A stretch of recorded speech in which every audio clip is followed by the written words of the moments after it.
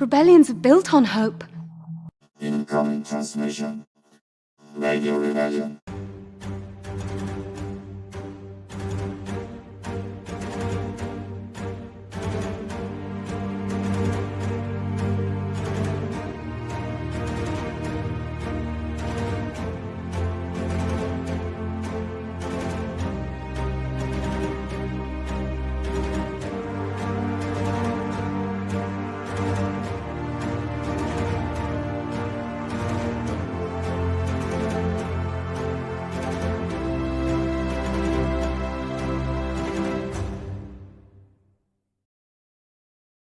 Welcome to another episode of Radio Rebellion, a Star Wars podcast. I'm your host, Alberto Calderon, as always, and thank you guys for being here. We have our special episode. Finally, we made it.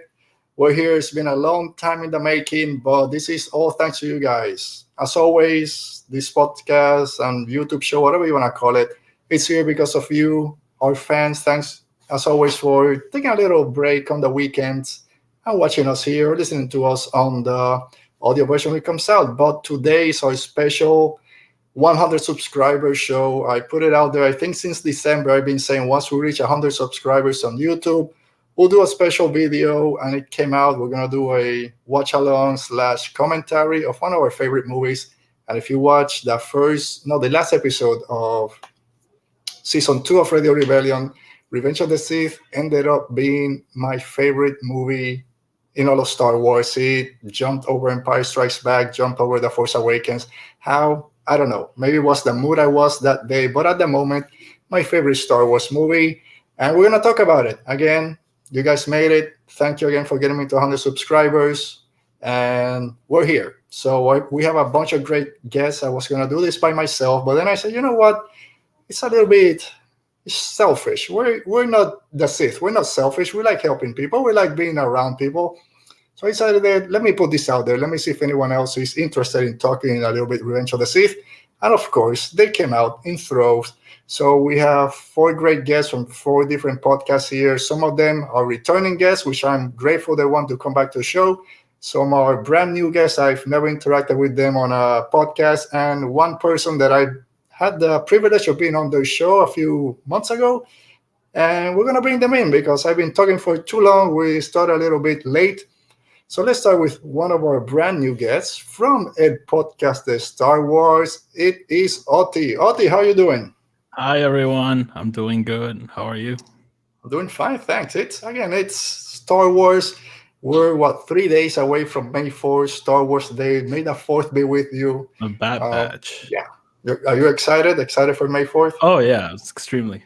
All right. So Bad Batch is coming out. So it's like summer. It's like Christmas in May or something. May, yeah. Christmas in spring or whenever. So, yeah, I'm excited for it. But like I mentioned last week, this is my mid-season finale, basically. I'm taking a break after this, so we won't have an official May 4th episode. Just come back and watch this again. But we'll be watching Bad Batch when it drops. And then when we come back 2 weeks after that, we'll have a review of all the episodes that have dropped by that time, probably 3 or 4. So it'll be fun. Yeah, all right. definitely. So let me bring our another guest, brand new here to the Radio Rebellion. But like I mentioned, I was privileged enough to be on his show about a month or so ago, talking Rebels, talking Clone Wars. I still think I was robbed of my Clone Wars victory, but let's bring him in anyway from In a Galaxy Pod. It is Eli. Eli, how you doing? I'm doing great. Thanks so much for having me on. Yeah, there are definitely some controversial opinions around that whole thing. I feel like that entire thing was just me just saying, yeah, it's not my favorite. I'll settle. That was the settle fest. We all just settled. I'm very excited. There were a bunch of surprises those two days. Clone Wars, it took us, I don't know, over 2 hours, a bunch of surprises that day. I know, it took us so long. Yeah, I'm very excited to be watching Revenge of the Sith for yet another time. We were thinking of, like, I don't know, ringing a bell every time a meme happens or something like that. But I think we'd just be annoyed because the entire movie bells would be ringing in our ears. Yeah, I'm really excited to watch it again, especially because on In a Galaxy we're currently watching going through the Clone Wars right now. Okay. And I keep talking about on the show, I'm like, everything leads to Revenge of the Sith. Everything leads here. Everything leads here. I'm excited because we're not getting to that for like quite a long time to actually see the culmination of everything again. Of course, I've seen this many times, but I'm very excited to just like go into that with that Clone Wars mindset again. Yeah, I mean, after season 7 of the Clone Wars, Revenge of the Sith takes a different meaning. So it'll be fun exploring it with all you guys. All right, so our first returning guest, he was here early on season 2 when the podcast had just dropped. It had just started. 1/3 of Triad of the Force is Goose. How you doing, Goose? Hello, how's it going, Alberto? Thanks for having us. Congratulations on your big milestone of 100 subscribers. Yeah, thank you. I think you guys also reached it, I think, the same day. I tweeted out, you took my thunder. More or less at the same time. I think we were like neck and neck there, and just put out one of those tweets kind of fishing for for some followers, and we reached them more or less at the same time. So it's a double celebration right now. So I know. It's not that Puerto Ricans always compete against one another, but thank you. It's always nice. We always lift each other up. That's right. We all support each other. Our victories from a certain every point of view. Exactly. Yeah, there you go. Exactly. Once this stream stops, I'll be cursing his name. That's all right. And another returning guest. He was here probably about 2 or 3 weeks ago. We had a great episode talking Into the Dark from Claudia Gray. Sang Claudia Gray's praises for almost over an hour. How great Into the Dark is and everything that she does. So from 60 minutes is Andres Alvarez. Andres, how are you doing today? Doing great, living the dream. Also want to echo congrats on that 100 subscribers for the channel. This is just the year of the Latino creators, you know, like we're all just out here. Yeah, sorry. So. Yeah. Eli's an ally. Exactly. Just me awkwardly leaving the frame. You're Obi-Wan Kenobi, you know. We need you, bro. Yeah. Exactly. All right. Hey, judging by some people's opinions of Obi-Wan, that could be perceived as a compliment or an insult. That's right. See, all these perspectives, you know. It will be a compliment from me. I don't know the other, but like you said, from a certain point of view. From a certain point of view. All right. So before we go ahead and start, I want to go through all 5 of us real quick, 1 or 2 minutes. What were our thoughts coming into Revenge of the Sith when it came out 2005? I don't know if you guys watched it on the theaters for the first time, at home, wherever. So I'll start. I remember going to Plaza Carolina, this mall that was about 5 minutes away from my house. Yeah. That's where the movie theater was. No advanced seating, no advanced anything. So I went, I think around 11 or something in the morning, bought tickets for opening night, midnight in Puerto Rico. Movies used to come out on Thursdays. Mm-hmm. So a day before here in the States. So this was Wednesday midnight. So I bought tickets, I think 3, one for me, my brother, and one of our cousins. Got to the theater around 11:20. The line was out the door. I thought, it's Puerto Rico, not a lot of people are going to be there. It was packed. I just remember being there early, probably about 5 rows back, a little bit cranked neck up. But I loved the movie all the way through, clapping, screaming when at the end, Luke, Leia, when they mentioned those names, the first time that the twins are born, I just lost it. So everything, it's great memories from that first watch. So for you, Oti, do you remember your first time going to watch Revenge of the Sith? Oh, vividly. So funny enough, it was my sister's birthday that day, and we just arrived at Disney World on the day the movie premiered. So we went to the downtown Disney, I think it's now called Disney Springs. We went to the theater there, and we bought tickets. I was thinking it was going to be packed, but honestly, the theater was pretty empty.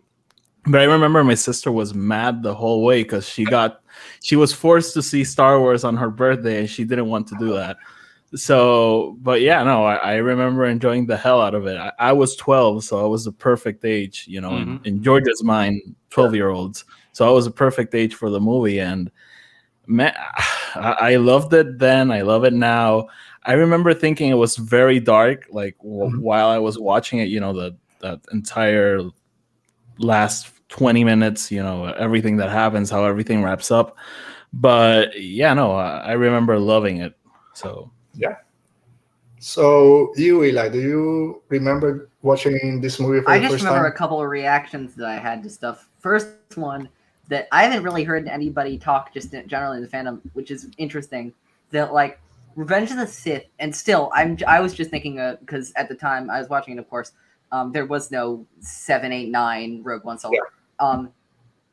If you compare it to the other 5 that have been released to that point, Revenge of the Sith has over like 6 or 7 times the amount of lightsaber duels you see in a regular Star Wars movie.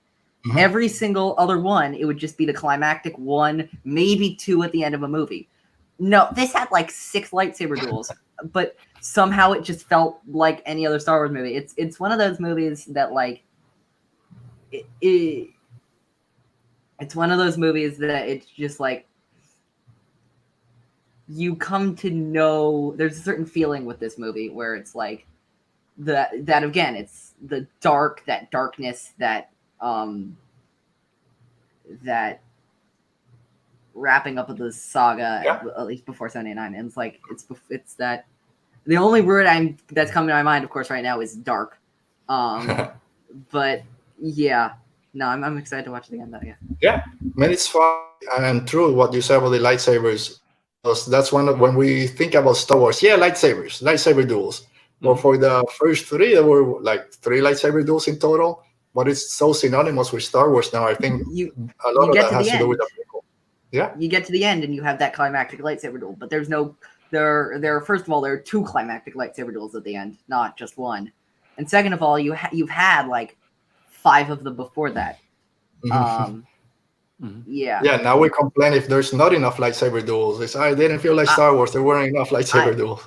I know. It's like, even like, the movie right behind me, The Last Jedi. Like, I love that movie, but one of the only things I felt I was really missing from that movie was like, we didn't really actually see an actual lightsaber duel. I mean, there were some equivalents throughout the movie, but like, I'm like, wow, that's weird. We didn't actually ever see a lightsaber duel. And for you, Gus, what were your thoughts coming into this movie? I mean, I remember vividly having gone to see the movie because I was 15 or 16 when the movie came out. So I was like in that like prime, young enough, but also kind of old enough to like be like in the mood for it, but also have, the ability to like be really invested in watching it. And my story is very similar to yours, Alberto, actually, in a way, because I remember me and my friends had all bought tickets for the midnight screening at Caribbean Cinemas, Plaza White now, and we were all in the line, and obviously the line was massive the night before for the midnight screening. But I remember that night in particular because there were so many people that had bought tickets for that screening that they had like different theaters running the movie at the same time at midnight. And the theater that I happened to be at with my friends, like the reel malfunctioned. So the movie didn't start on time. So like that made the experience even more vivid for us because then I remember like hearing the main crawl like of starting next door. and everyone cheering, and like we're just there in darkness waiting for them to fix the projector or the reel or whatever happened. I'm sure people just started running out of your theater.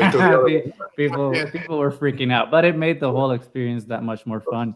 So like being in a theater full of fans there with what we thought at the time was going to be the last Star Wars movie we were ever going to watch was a really fun and really exciting time. So I really enjoyed it. I really enjoyed Revenge of the Sith. Obviously, I did go through my prequel.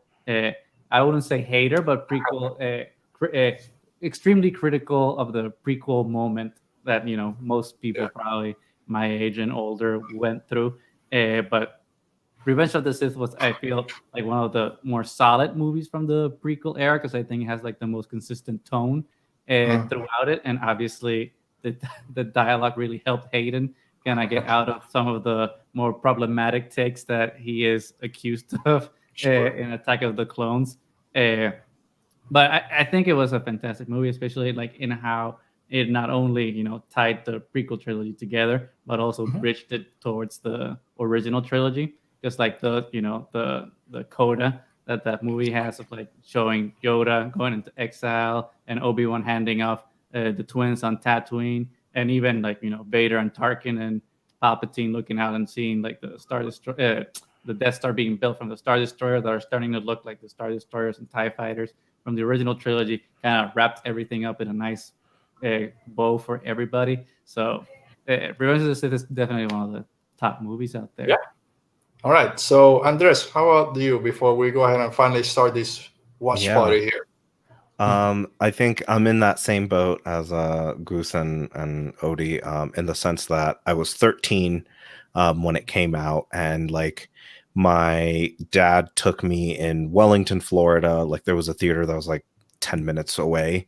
So we drove over to it on premiere night and was just like, we're just gonna watch this because at the time it was like, this is it. This is, once we know what happens in 3, like we know the whole shebang. So like, let's watch the ending and like make a deal out of it. But for me, I think what struck me the most when I got out is like, it's ultimately just a political power play and a PR stunt that Palpatine pulls at like the very last moment. And it just changes the whole galactic structure. So from there, I went into high school. I ended up doing high school debate. Congress was my event. And like, as a huge Star Wars nerd the whole time, I was like, the last theatrical release Star Wars movie I saw, essentially the entire plot hinged on some dude who knew politics better than everyone he was playing against. And then just decided to use it for whatever he wanted to do. So like, that always stuck with me about the movie, about like, you can see the action and there's plenty of action, right? Like we talked about the lightsaber duels, the like starships blow up in the first 2 seconds, but it's like, if you peel back past that, it's really, really mechanical, like motions on the galactic Senate floor that put all of it in motion. All right. So, excellent. Very similar experiences that we had all throughout, because I think it's just part of my show. When I have guests, I'm usually the older one. You guys, I was 12, 8, I was 25, almost 25 when this movie came out, but doesn't matter. Oh, sweet. You could have had it with a beer. Exactly. At that time, they didn't have beers in. Yeah, Caribbean enough for beers. All right, so let me say hi to a few people. So we have Michael from the 2med2 Network saying, "I've never watched this. Is it any good?" We'll see. Michael, always. All right, Starlight saying hello. Okay. Yeah, it's a little. We decided to watch a movie that we don't like, so we'll see. It's okay. Yeah. Hello, Starlight. Hello there. And of course, our friend Tony, Mr. Rez saying hi. And C.O. Perez. Also, everyone's putting hearts here. So many hearts. I've just come to the realization that this probably, that Revenge of the Sith is probably the lowest of my rankings of anyone in this room. We'll so see. We'll see how it feels after commentary. You know, maybe we fix some of it. And Guillaume Aol is also here. So thank you guys for joining us in the chat. Just keep putting your comments.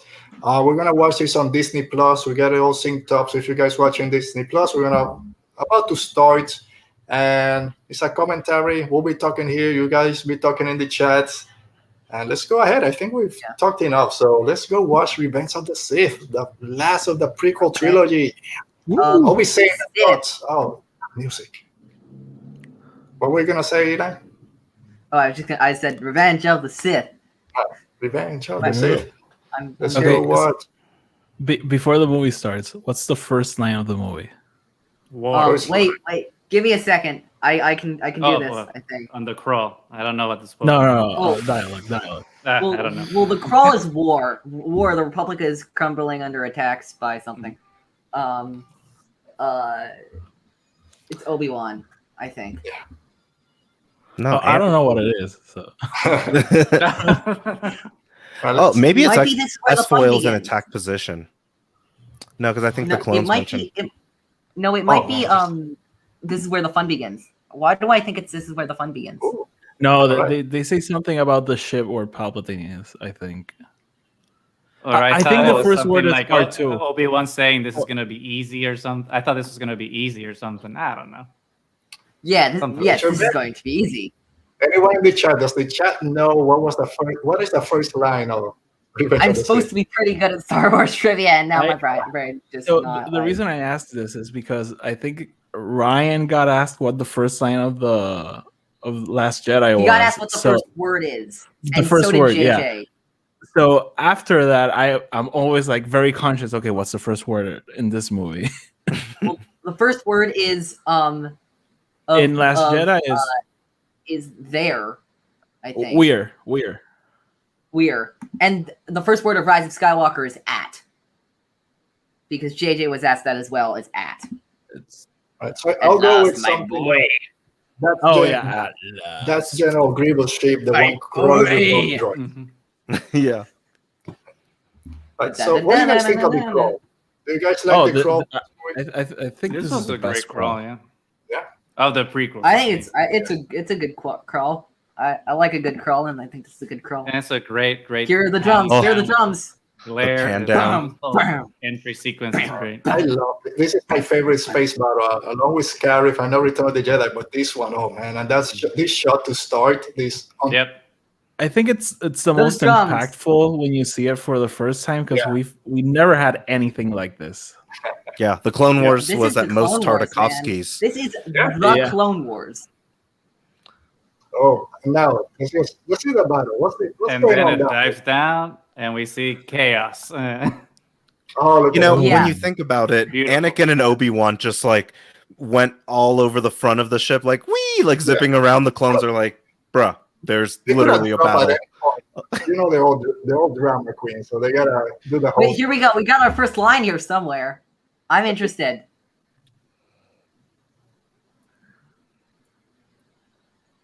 Is it Master? It might be form up your squad behind me. Uh, Oddball. I feel One like thing that- Jedi. oh, I feel like Oh, Jedi fly it's a- around like it's it's the a- Fast and the Furious. They're Yeah, just there so you go. close. they You're get not they get wrong. seen, you know. Lock on to them, R2. Not even close. Master, General Grievous' ship is dead. The one crawling with vulture droids. Yeah. These are I our feel like first the droids are vulture droid spunkier. canon, right? Yeah. They are.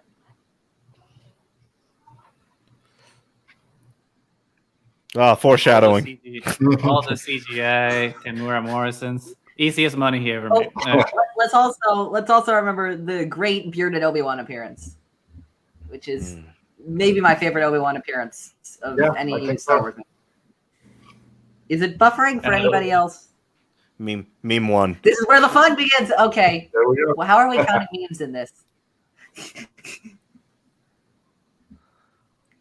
Oh, Fantastic. Poor clones. Floating away in space.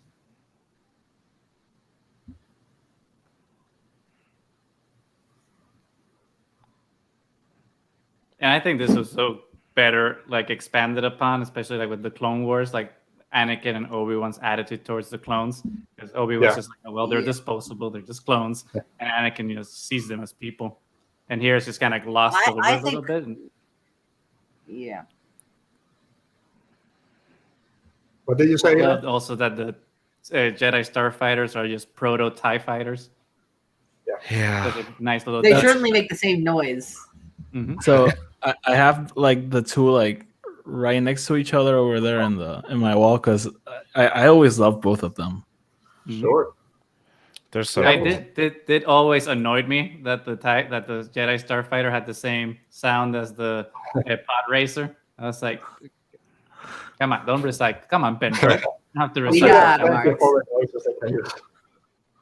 Hi, Tina. Tina Lynn, thanks for dropping by. Some Star Wars love. The flan is for droids. We know it, everyone. Yeah. Thanks to Master and Apprentice, we get There to you go. figure out how come. Because he used to love flying. Buzz droids. Boss droids. Little critters. Yeah, I can't believe the Separatist army basically created robot children. And it's like, yeah, just let them loose.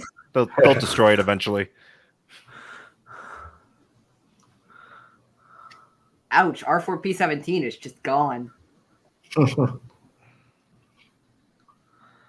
Oh man, just seeing these two guys in this movie just keeps me remembering that we're gonna get to see them again on the Kenobi show in all of their. Oh man, glory. yeah. Yeah. And like seeing that any other rational Jedi Master, not rational, but like any other Jedi Master would have totally left Obi-Wan behind. But Anakin in his stubborn like attachment To a to fault. Obi-Wan. Yeah, I love that Obi-Wan went like, dude, I'm done for. Just go save him. I'm dead already. But Anakin, like you said, he's not going to leave his friend, his master behind. Almost You're gonna blows get him us up, both but killed. yeah. Mhm. You know, Anakin's probably used to doing this from pod racing. Like for anyone else, this is insane, but he's like, that's fine. I survived a Sebulba And attack. also, he's probably just used to doing this from being Anakin. Like, this is like the kind of stunt that Anakin pulls in the Clone Wars all of the time. Yeah.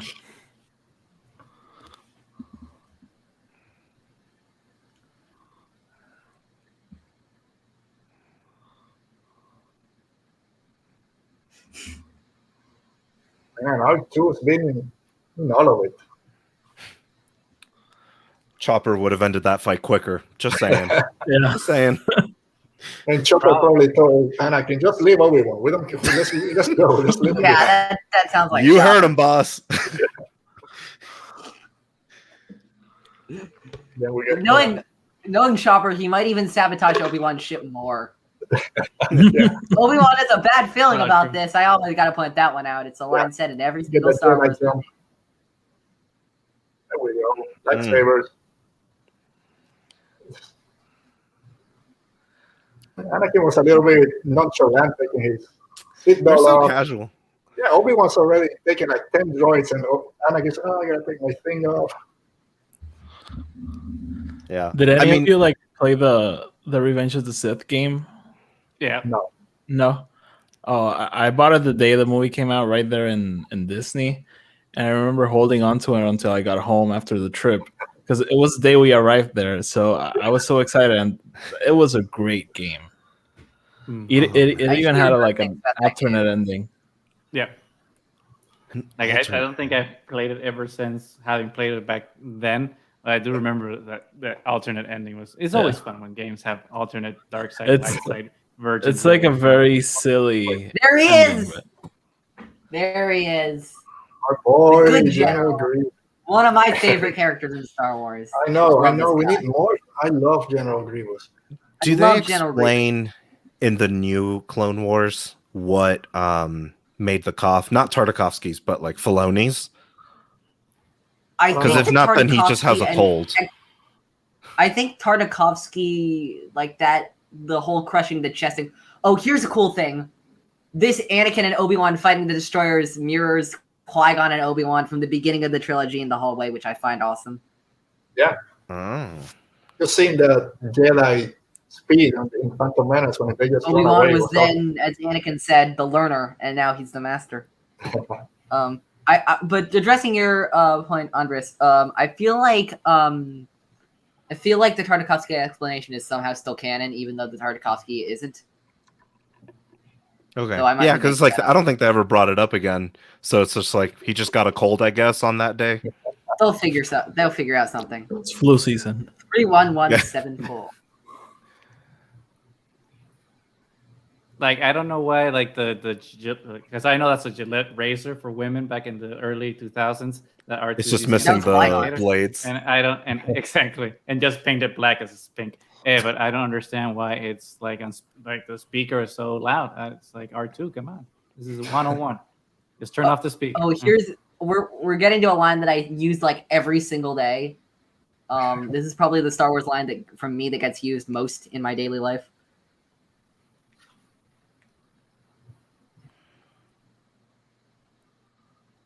Stop! R2, we need to be going up. You don't know how many times I just go, R2, we need to be going up, not down. Yeah. I use that fogging up. Every time I have glasses or something, especially now with my mask, my cockpit's fogging. I always use that one now. They have blasters, talk about but they Super want to R2. walk up to them. Good point. Also, let's talk about Super R2 and all of the different times he could have used his superpowers in the original trilogy and sequel trilogy, but like didn't. I think he just wanted to see how it played out. Yeah, especially this whole flying thing. It's just like never, like maybe they just saw he was overpowered pours and just oil. uninstalled it from him. It's just like, hey, No loose wires joke. He's trying. I didn't say anything. Ooh, come on, we could have used that on Jabba's palace. Exactly. He could have taken that whole You could thing have down by used this. himself. You could have used this on the Supremacy. Wait, no, he wasn't on the Supremacy. Never mind. Okay.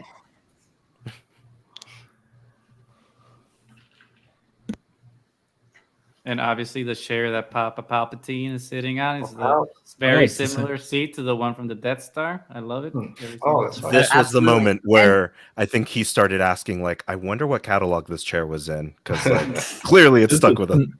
Yo, And then I Dooku, need this a is he similar has- one on he has Exegol. the We need Chancellor's one on office, too. Exegol right now. Yeah, that's it. We got those on Exegol. Buy 2 get 3 free or something. I told Buy my friend 2 Andy get from 3 Outer free. Rim Read. Okay, Thanks, this is Andy. something that I always questioned even the first time I saw it. It's like, why is there like a gratuitous flippy flip? Like, Yeah. come on, Count Dooku. You're, Yeah, you're, baby. you're an elderly man. You don't The need to answer show is off. why not, okay? It's like, Yeah. hey, The watch Sith out are for your all back. about You might have theatrics. to go to the chiropractor after this. Chancellor Holocaust. Palpatine. Sith Lords are our speciality. Christopher Lee, rest in peace. One, Rest for the in fallen peace, homie. Christopher Lee, man. For the best. I love his lightsaber. Mhm. I love how this guy fights. I love how Count Dooku fights. I've been looking forward to this.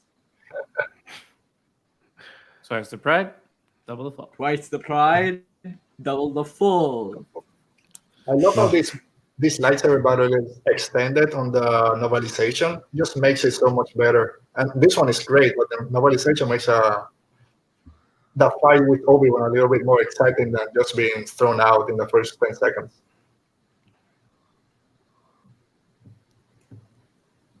I love how Obi-Wan takes these androids out. He just approaches them and just calmly, shoves his lightsaber into them. It's the best thing ever. And Palpatine's like someone watching a And boxing doesn't match. Destroy his fucking femur. Yeah, Come on, yeah. it's cut in half. It's another mole at this point. But Exactly.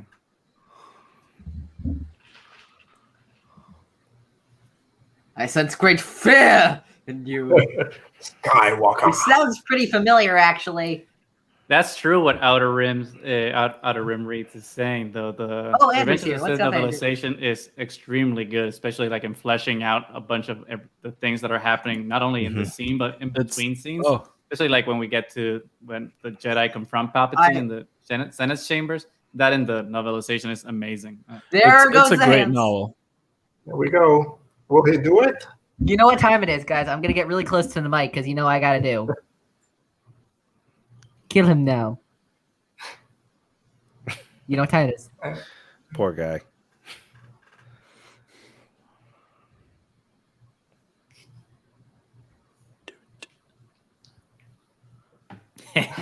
Do it. Wow. There you go.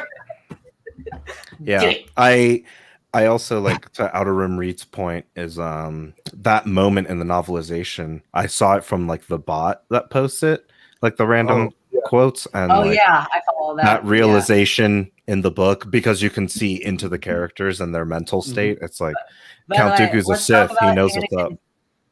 Let's talk about Anakin saying that Count Dooku was an unarmed prisoner. Like, literally unarmed. Unarmed. Starting with the pawns early, Anakin. I also love the sand people sound cut in. Yeah, Remember that's you great. told me That is about them? pretty Like, okay. Alright. We don't care. There's a dead, decapitated person 2 feet away from them. Yeah, we can just walk right by. It doesn't matter. I know he's trying to kill you, but yeah, whatever. Let's keep going. Forget Obi-Wan. Yeah, whatever. His fate will be the same as ours. Anakin dies on a Death Star. Palpatine dies on a Death Star. Obi-Wan dies on a Death Star. Mm-hmm. It's like poetry. It rhymes. Yeah, you know, it's like, hey, I'm the one who says, never mind.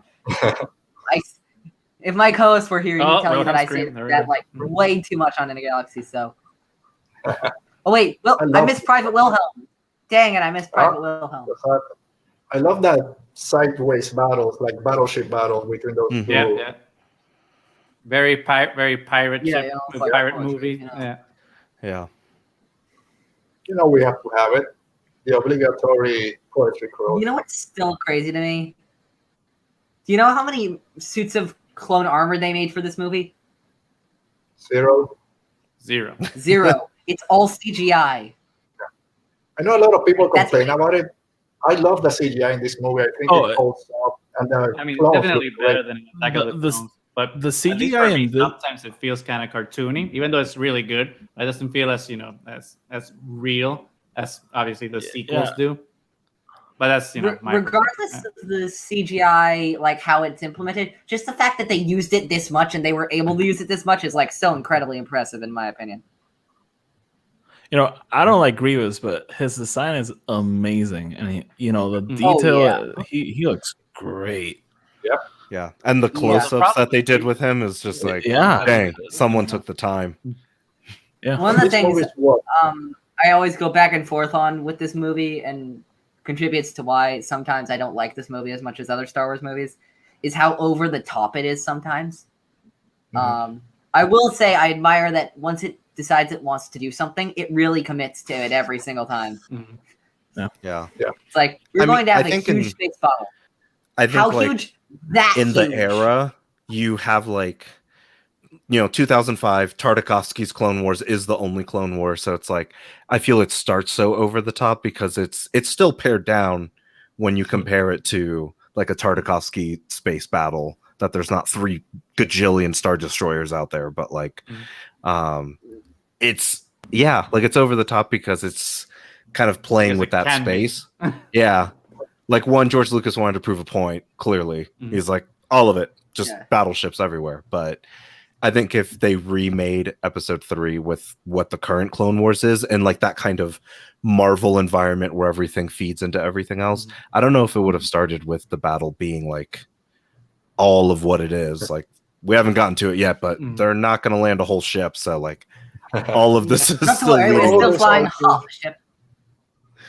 I mean, but I think in a way, like, you get your point on this, but I think it's justified that this movie needs to start this big because obviously Attack of the Clones ends with the beginning of the war, and this movie has to be the end of the war. So obviously the war has to be like in all its apotheosis, right? So like it only makes sense that the movie needs to start with this crescendo so that it can end. Because otherwise we will never get the scale. Yeah, you're welcome. I use that one a lot also. You're welcome. Yeah, I love that droid. He has so many manners. No, it was very sassy. Let's talk about it wasn't like the bind that this put the Clone Wars writers in because they couldn't have Anakin and Grievous meet for 7 seasons of this goddarn war. Shorter than I expected. Yeah, I'm sure they have to go through that like 35 times this season. Okay, here we go. No, that's right. We can't have them meet. They literally pull Anakin and Grievous past each other in Shadow Warrior. But Grievous is unconscious and Anakin is like just kind of bewildered. Yeah. We had our first fine addition to our collection. So another meme-worthy. Absolutely. Here's R2 doing 16 things at once to help them escape. Yeah. He's like, R2 factory reset. Factory reset. There he goes. Like all the droids in the background, just like, get me out of here. Something from Battlefront that always annoyed me. In fact, I mean the new Battlefront 2, so they never added the Magna guards. How do you not add that to the video game? These guys are awesome. Yeah, man. You all realize that it was about a year ago that they pushed the last update out on that game. Yep. Such a good game. I mean, after they took out the loot boxes. I really like that game. Oh, it's still an incredible game. It still holds up. Yeah. I'm really into Squadrons when I want my Star Wars fix. Just fly around for 2 rounds and be like, okay, all good. I never got it because since it was first person, that kind of for me, it's like, I'm not a pilot. I like to see the ship. So I was like, I'll pass on that one. But I'm actually surprised on how much I liked Squadrons. I was expecting nothing out of it. Repeat things like Grievous had for Last Jedi. Yeah. Squadrons is in my opinion, like a specialized game with this whole thing. It's like, if you like piloting, you'll love the game. If you're not a huge fan of piloting, but you're a Star Wars fan, you'll like the game enough like I did. Yeah, you'll play a few rounds and then be like, that's enough. I'm good. I completed the campaign. I'm like, why do I have any motivation to play this game? I'm like, no, not really. And now General Grievous and his pals leave. And I love that all the pods are just like the pods from Episode 4 Mhm. that R2 and C-3PO escaped from. It's like nice little design intention, right, that George Lucas is putting in to start tying everything together. Chef's kiss. Good job.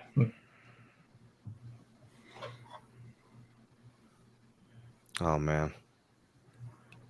It's such a good look for Hayden with the mullet, because whatever the hell was going on in his head in Attack of the Clones wasn't really working stylistically. The mullet, he's pulling it If off. you can pull off a mullet, you're fine. You're doing good in life. Exactly, you're good. You're He's wearing a big Jedi mullet. Top man. Yeah. Was So in my ship. headcanon, as the ship is landing on an airstrip, I like to think and imagine that it's like a newly made airport because it's so clean. And like I know. these poor people are like, This gets absolutely wrecked. yeah, But it then takes Anakin off the Skywalker power. shows up. like, I'm confused why they would need like landing strips when there's spaceships that can just land 8 plus vertically. 60.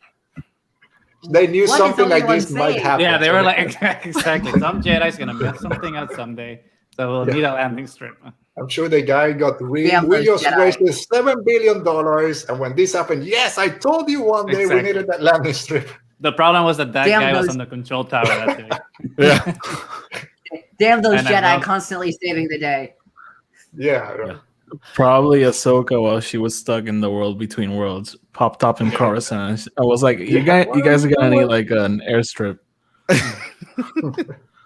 Hey, please no World Between Worlds discourse here. We've had enough of that. Yeah, there was another. And It those was Or like a the tractor flying beam. firefighters. Couldn't they have had ships with like small tractor beams and just like There kinda was That is an power. interesting idea. Wait, are you actually talking about logic in a Star Wars movie? You're right. Also, Hey, George that's what we Lucas do- showing that's off what we try to do CGI. on In a Galaxy, okay? Mhm. Another happy Yeah. landing. Right? Yeah, there we go. happy landing. Oh boy. That's the one. You gotta love those Obi-Wan liners. Yeah, like that Yeah, business on Cato Millennium Falcon Nemoidia. is in this scene somewhere. Yeah, I know. Actually. Yeah, Oh, there it it is is. landing. Yep. Right there, right there. There it is. Yep. Yeah. Bottom left. Spot it. And then that's another one. There's plenty There of it those is. YT-1300. Mhm. Yeah. Probably landing at port 327 if I know it correctly. It's no trivia today, Eli. Come on. You're Hey, I killing like to show off from time to time. me. I'm not brave enough for politics. Whole operation. Obi-Wan's was, still a little patronizing. Yeah. I don't blame him. It's like, hey, this guy's stealing my thunder. I'm supposed. Oh, to. here we I'm go. Ewan We gotta McGregor. Wait. That, because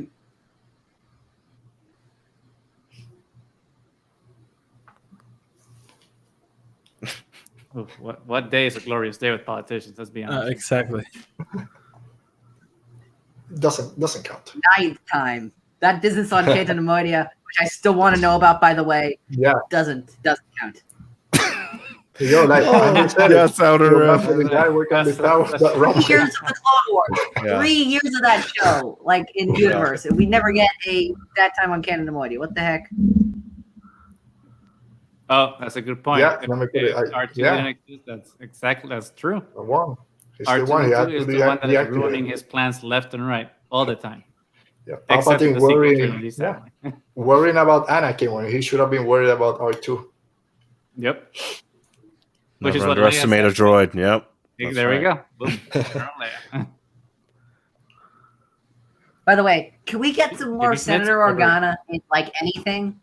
Yes, please. Yes, because Please. more Yes. Puerto Ricans is always a good thing. Exacto mundo. We need Bale. We need Brea.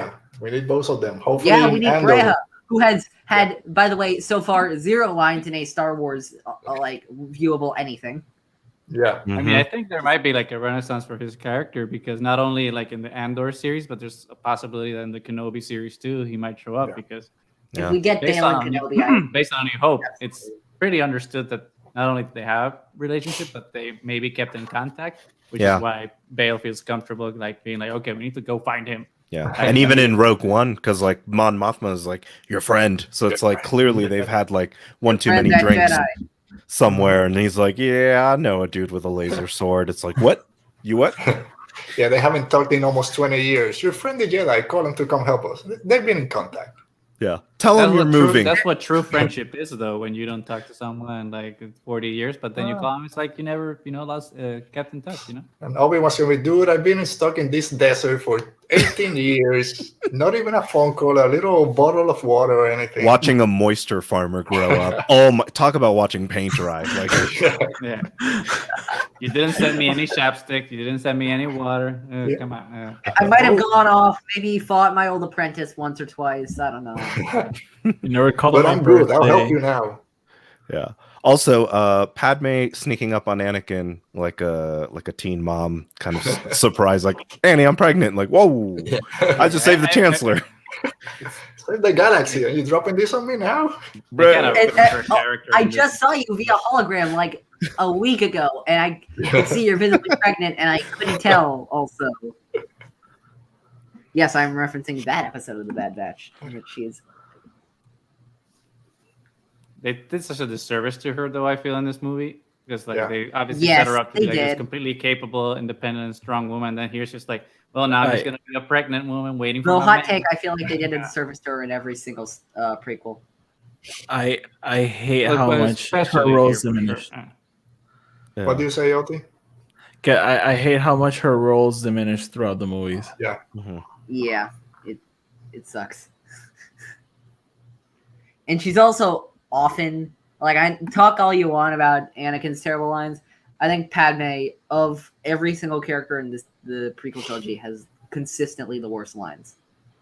I mean, I think that has to do with the fact that George Lucas, since he became a billionaire, stopped interacting with humans and like has no idea how human beings speak anymore, especially women.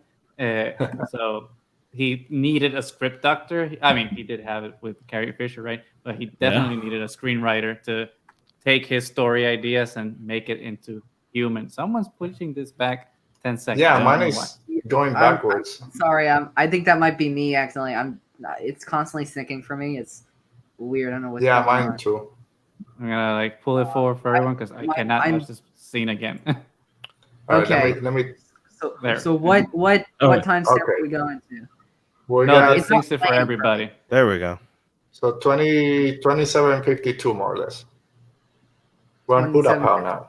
And no, it went Someone back. pulled it What back. the fuck? Oh, I think So- that might be no- me. no- Give me a second. No one should There be we go. touching this because it affects it for Sorry. everybody. I can't. It's still for me. All right, so They should've we kept- figured that out. Emperor Holocron adding that they should have kept Padme's Rebel Alliance subplot Yeah. correct. Yes, they should The have. debate scene. Number one Yes. way to just like not make her Because- completely irrelevant. Yeah. And they had Mon Mothma in a lot of those scenes, so it's Yeah. like, how do you not keep Right. them? Which Right. it also says a lot about how well those scenes like hit for some folks, that like you fast forward to Rogue One and then there's people in Disney who had, I guess, seen that or had like taken a peek at it and they're like, well, now she's the right age, and like literally just called her up again. Mhm. Yeah, I mean, it helps that she looks almost exactly like the Yeah. actress. I forgot her name. The actress that played her in Return of the Jedi. So you All right, have here we to go. go back. Grievous again. Yeah. And that Quarren, I love that Quarren design, even though he's just in the background here. I love that Quarren design. It's not Well, syncing it's- up for me, but I think I'm going to take this opportunity if there's anybody else on our guest list that wants to come on. I'm going to check out for now. Thanks for Okay. inviting me on, Alberto. Yeah, thanks for being here. We'll do it officially. We'll get you here. And Yeah, absolutely. all right, man. Thanks for stopping by. Thanks for having me. All right, Take care. see you later. But the laws of Count Dooku. General Grievous doesn't know what game he's playing. Yeah, He's like, wasn't- hey, Wasn't the count He's- important? And his boss is like, nope. I can't imagine Grievous being like, that chin awfully looks a lot like Chancellor Palpatine. What a coincidence. Yeah. And he sounds almost exactly like him. Could it be? Yeah, they didn't give him a Nice. droid brain. It's his normal brain. It's better than Superman with the glasses and the little curl for Clark Kent, I think. It's a little bit of a Palpatine better should- cover-up. They're like, man, a white At man least with you're curls? covering half Nah. your face. Yes. Could you imagine Palpatine with a little Like a Jerry curl? hair with the It's not me. I'm just a Sith. I am not a Sith. Oh, and You're he a rips Sith? his shirt off and he has the Sith S. It's not an S in my home world. It means hate.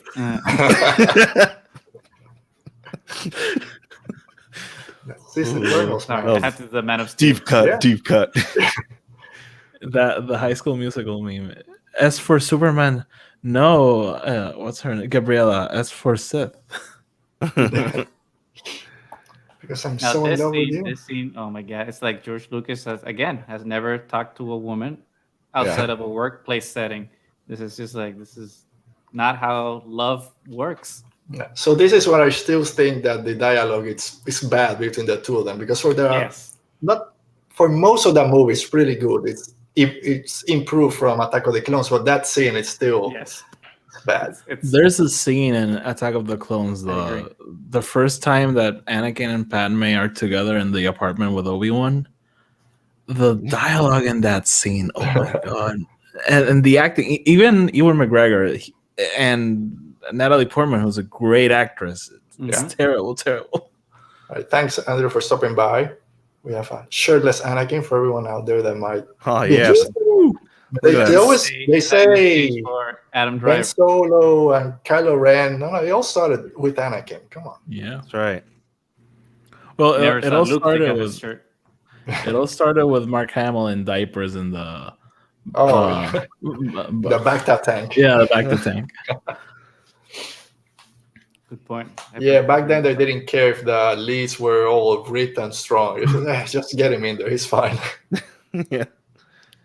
Skinny boy, just put him in diapers and dunk him on the tube. And obviously, she just woke up from bed and her hair is perfectly made. She's got a little lip gloss, a little bit of foundation, Little rouge. I'm She's- pretty she's- sure she's Natalie on Portman point. wakes up with great hair. Yeah, probably. And I hope so. Also- I hope the best for everybody. I'm just saying. That's not what happens when I look in the mirror when I wake no, up. I mean that's why I have a hat right now, because my hair is not camera worthy. Also, I feel this is like Jedi Knights will literally overthrow the Republic rather than go to therapy. Like Padme's just like, "What's up? You're not sleeping." He's like, "No, I'm fine. I'm fine. Don't worry about it."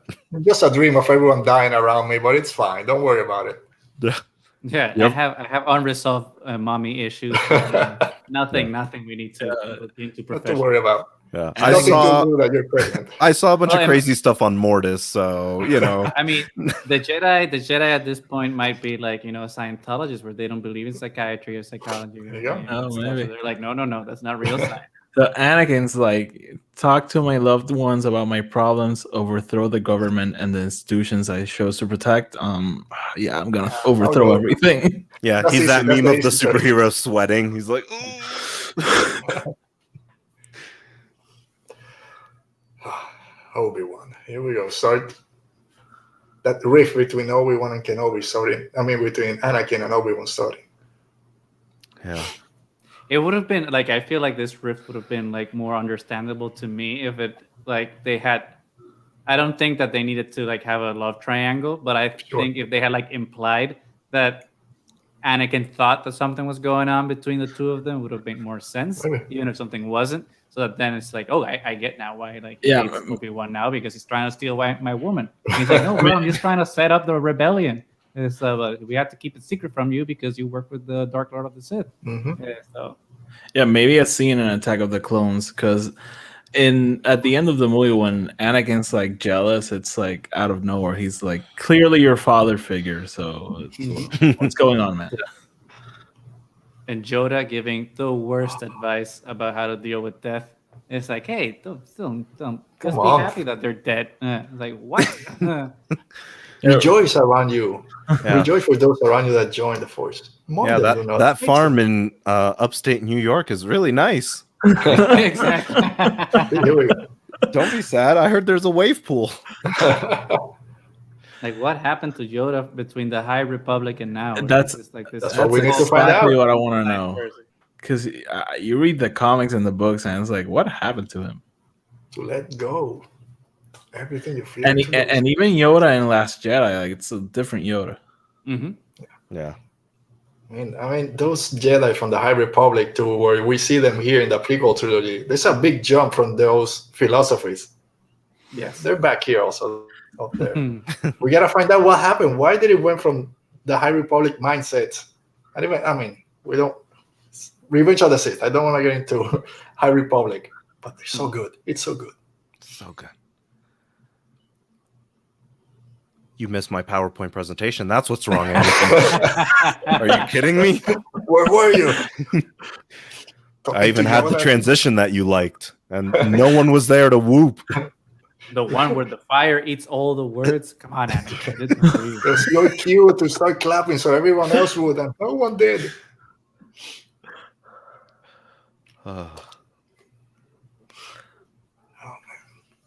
I would have killed to be one of those like background Jedis. Just give me a hood. You don't have to pay me, George. Yeah. I'll pay you $20. I'll just walk by. I'll 5 bring seconds. brownies to set. I'll bring beers.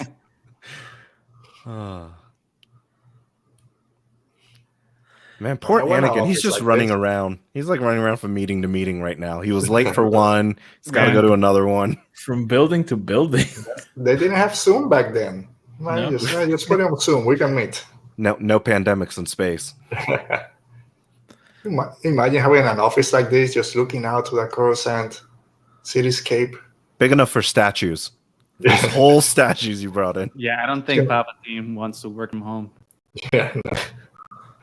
I wouldn't want to work for him. Look at that office. Yeah. He probably has like a bed that comes down from the ceiling. I'm gonna take a nap. Yeah, The red Anakin. rug, red everything. Come on, take a hint. There's something wrong with this guy. Yeah, Naboo doesn't even have those colors like that. Like you think it'd be like chrome if he's like a senator from Naboo. Something I just noticed, like all the transition swipes in this movie, it's like George Lucas discovered some iMovie transition filters, and I'm like, wait, what? There's more There's from more? before the ones I had in the original trilogy. I'm putting every single one in this movie. Right? They complain about JJ's little sunburst The or flare. his light flare, but come on, all these transitions. Yeah, George knew this was the last one, so he Yeah. went all out. He bought that special transition expansion from. Exactly. Oh man. And Not poor make me a master. Come on, dude. that one Jedi who's listening to Anakin freak out over hologram. He's like, oh god, the camera's on. I can't just Exactly. He's like mute. Turn the camera off. I'm fine. I'm still here. I just don't want to see it. And the Wookiees. What about the Wookiees?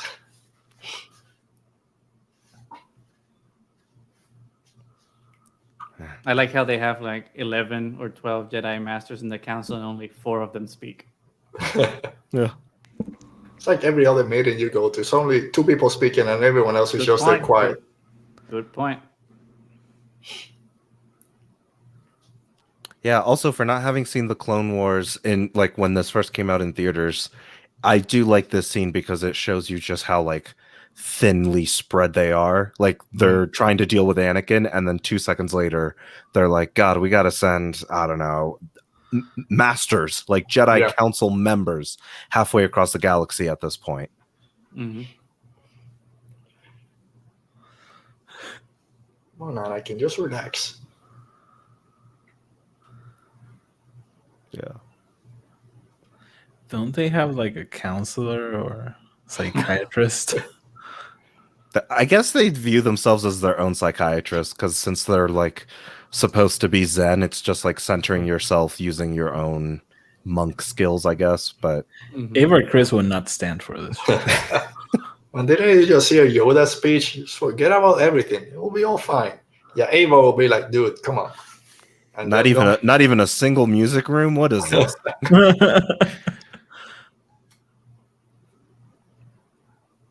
Here we go. Ooh. And now Obi-Wan trying to make Anakin a little spy. Mm-hmm.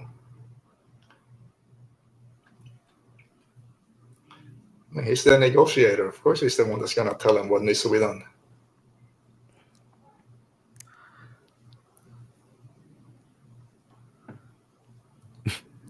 That's not a It's a secret, Anakin. Oh, don't you have a wife? Like, you would understand. a secret wife with a secret child on the way. Come on.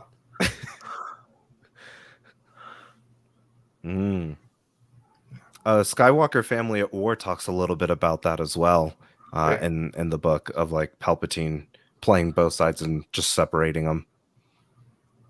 It's I think it's now like over discussed, like the whole Palpatine plan, but honestly it's so brilliant, like everything.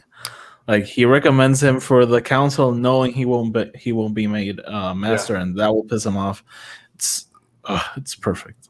Yeah, I mean, again, on that novel, it shows you how much Palpatine knew that was going to happen with the council, the politics. He knew everything. He was manipulating them so easy. And I love. There's a moment in Attack of the Clones that when Palpatine's suggesting Padme get some, bodyguards, and they're like, no, she doesn't trust them. He's like, I have the perfect idea. How about Anakin? Oh, yeah. And yeah, like even as the masters here are talking and like trying to figure out if Anakin can even do it, it's like they're about to jump on their own separate Star Destroyers and leave him alone anyways. They're like, oh, I don't know if this is good for him. Oh, well, I'll be on Kashyyyk. Like, hologram me if you need me. Yeah, peace out. Good luck. Should we assign him like a therapist to go with? No, it's fine. No, like, we know he's not fine, but let's let him go with a bunch. He's the chosen one. It'll be fine. he's not gonna turn to the dark side because what Jedi ever did? Oh, wait. We just kill him. Ventress, Quinlan Voss. Yeah. Oh, and poor Padme. Just trying to get her man to talk to Palpatine. I really like this scene with Padme and Anakin. Actually, even though like the dialogue is terrible, but the message is great. Especially like for some of our let's call them friends in the fandom that interpret Star Wars in the completely opposite way. This is basically George Lucas telling you like, hey, like we have to fight for the greater good and whatnot. Maybe the government that you think is working for you sometimes kind of doesn't, and you have to like go out to the street and protest against it. And I imagine that maybe a lot of our friends in the fandom maybe skipped this scene or actually any scene like this one that actually tells you what the point of Star Wars is. It's like, this is it. You're starting to sound like a separatist girl, so. Exactly. Yeah, you gotta be careful what you say out there. But yeah, again, it's like, Star Wars is political. We all know people want to say no, but yeah, this scene, it tells you maybe what we're fighting for is maybe we're on the wrong side. Are we the baddies? Yeah, exactly. and like when you juxtapose that, like I always forget that the Darth Plagueis scene is next, and so like Padme is literally telling Anakin like we might be on the wrong side, and then he immediately hears a Sith legend like later that afternoon, and it's like, no, we're good. All right. So what a lot of people consider the best scene in Revenge of the Sith, the opera scene. Do you guys like this scene, I'm guessing? It was so good they did it twice. They put it back in Rise of Skywalker. It's like, hey, everyone liked it. Let's just do it again. I remember watching it in the theater. I was like entranced with the scene. Yeah. This was one of the first scenes that really got me into like film, like stuff behind movies, because this was one of the reasons George Lucas really was adamant about shooting digital, because it could pick up purples and like these like darker and more subtler hues that film cameras just couldn't, even the top one. So it was very much, again, showing off, but like you can't do this if you were doing film. Look like you just kicked everyone out. Just get out of here. I gotta finish seducing this young kid. With his mafia voice. Everyone knew what's up. Leave us. I love how he sets it up. He like puts him down emotionally. He's like, oh, but there's like this brand new power you could learn, and there's this other thing they don't want you to know. The Jedi want to take over. Oh, what? Really? You've been thinking about it? What a coincidence. And again, the masterful use of language is like, oh, if they haven't included you in the plot, it's like, well, once he identifies himself as a Sith, they are going to come for him. So he's just already laying down the breadcrumb. It's called self-fulfilling prophecy. What's interesting is that Palpatine is not wrong. Like the Jedi have lost their way. They were conspiring against him, so he's right. But in a selfish way, point of view. Yeah. Still doesn't make it right. He was right, but he hasn't lied so far. He's like, they're. I mean, that's the thing about it. He's not lying because he manipulated everything to come to that point. Yeah, so. and the problem is that the Jedi were so lost that they set themselves up for this, for specifically this. Yeah. Also, poor Anakin, like, got no training on how to be a good spy because Palpatine accuses him once and he's like, whoa. It's also like the guys were saying, all the Jedi are gone. He's basically the last Jedi on Coruscant. He can't compare to anyone else. Yes, now I got him. And like, oh crap, he caught me. You can't imagine him just like running up the stairs like, okay, for a spy mission, gotta be cool. Are you spying on me? Damn it, yes. Oh,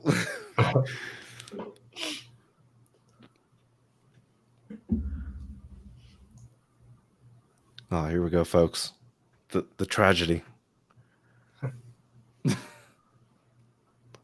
I always liked how like Ian McDermott's voice kind of breaks a little bit at the beginning. Like, yeah. What if I said yes? Just like keep it in. Yeah. Yeah, I heard that prophecy. It's fine. I don't care too much about It's it. like, George, do you want to ADR? It's like, no, let's just keep it. If Anakin did know it, I feel like the credits would have just started playing. Palpatine's like, oh, and you still want to be a Jedi? Okay, well, we're done here. Pass.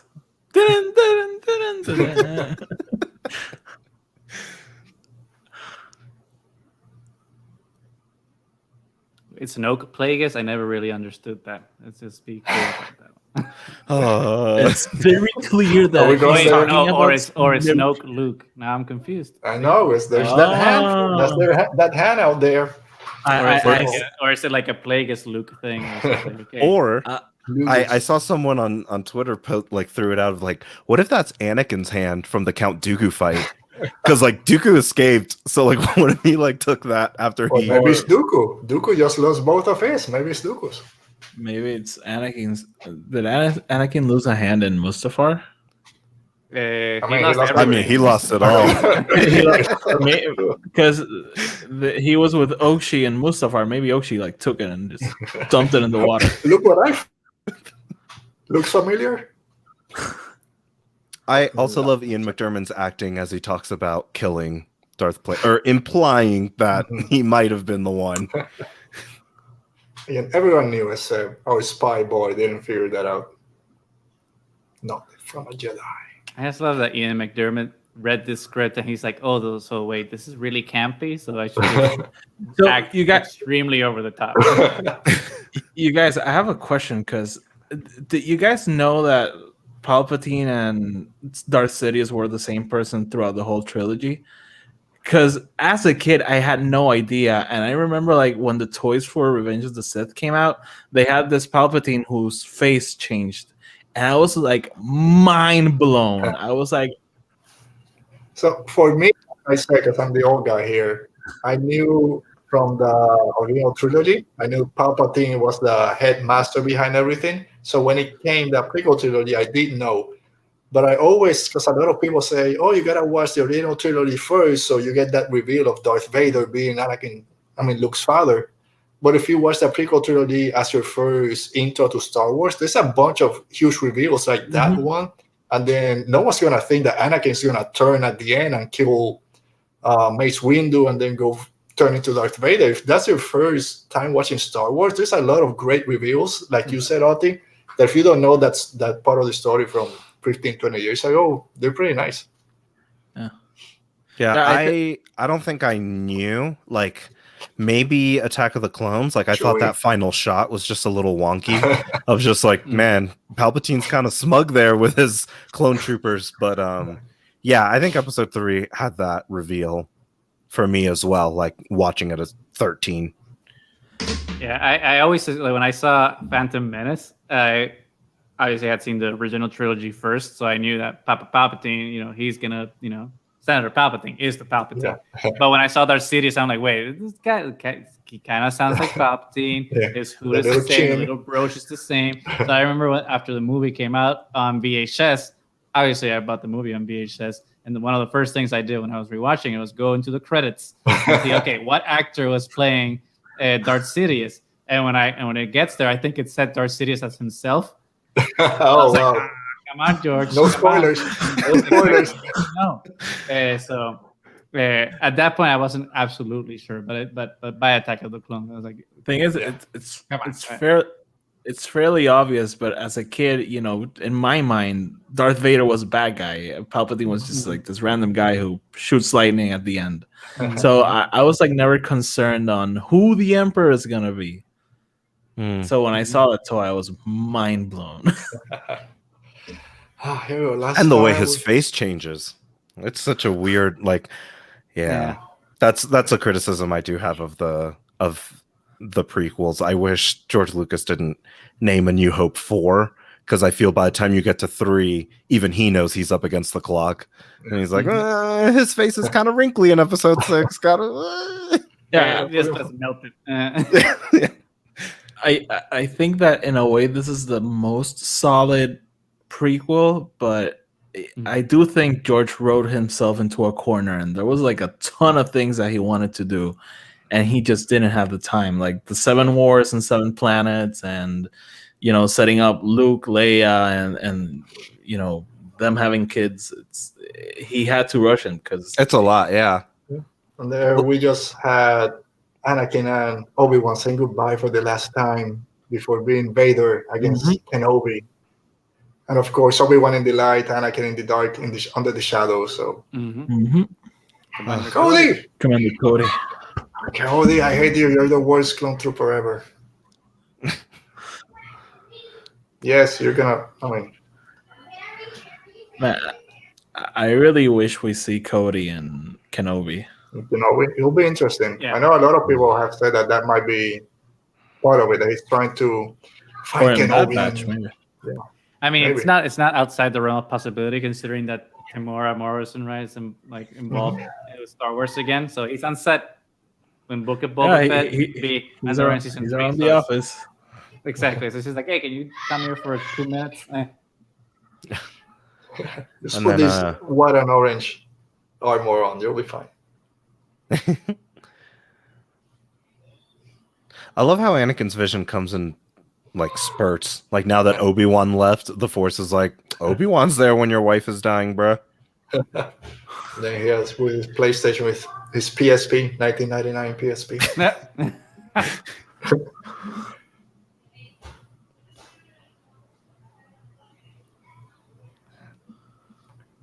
A little bit of stress. Also, Here's where psychologists might have helped in this part. Yeah.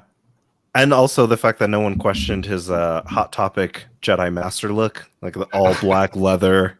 Yeah, the leather, specifically. Leather? Some S&M thing we're doing now. Yeah. Come on. I mean, like robe. The Jedi look is so iconic, even in Episode 3. That like even the stand-ins that we were talking about earlier, like they have brown robes, brown and white, like just, and no one says a word about leather. These straps on the boots and on the mechanical hand. Yeah. Also, Anakin is talking about this Force power the way that I talk to my wife about like new Legos or Star Wars stuff I want to buy. Be like, babe, I found the most incredible thing, and it will save us. It will keep us happy. And she's like, oh, okay, I just need you. We'll be fine. So. Wait until you learn what I learned at work today. Oh, no. So I was spying, doing what I do. Fine. I shouldn't tell you that, but I was fine. Oh, I almost fell out of my chair. All right. Udapow. The production design of this movie, though, is like amazing. Like they got some amazing designers down at Lucasfilm because the thing Yeah. they come up with just looks so good. Yeah, all those planets they visit here, and just the design of it, the clothes of all the alien species. Hmm. Which was something that I was missing really in the sequel trilogy was kind of the weirdness alien Yeah. environments of So the proud. prequel trilogy. Like I know that they wanted to ground it and make it feel a little more like the original trilogy, but I feel that it suffered because of that because it didn't feel new anymore. Sure. And if they have brought in some of this, augmented reality stuff that they do with the prequel trilogy into the sequels to kind of bridge that gap, it's like actual locations but expanded to look more alien, would have Sure. been even better. Yeah, that's right. Force Awakens kind of dipped in the weird aliens a little bit, but then Last Jedi and and 8 and 9 both have them, but I agree it's like less and less. Yeah. So I think now they just let's have a cantina scene and put all the aliens that we can in the Yeah. 3-minute scene, and that's it. It's like Yeah. here we go, a big set in this new planet just filled with aliens. Same in Attack of the Clones when he goes to the bar, talk to Dex.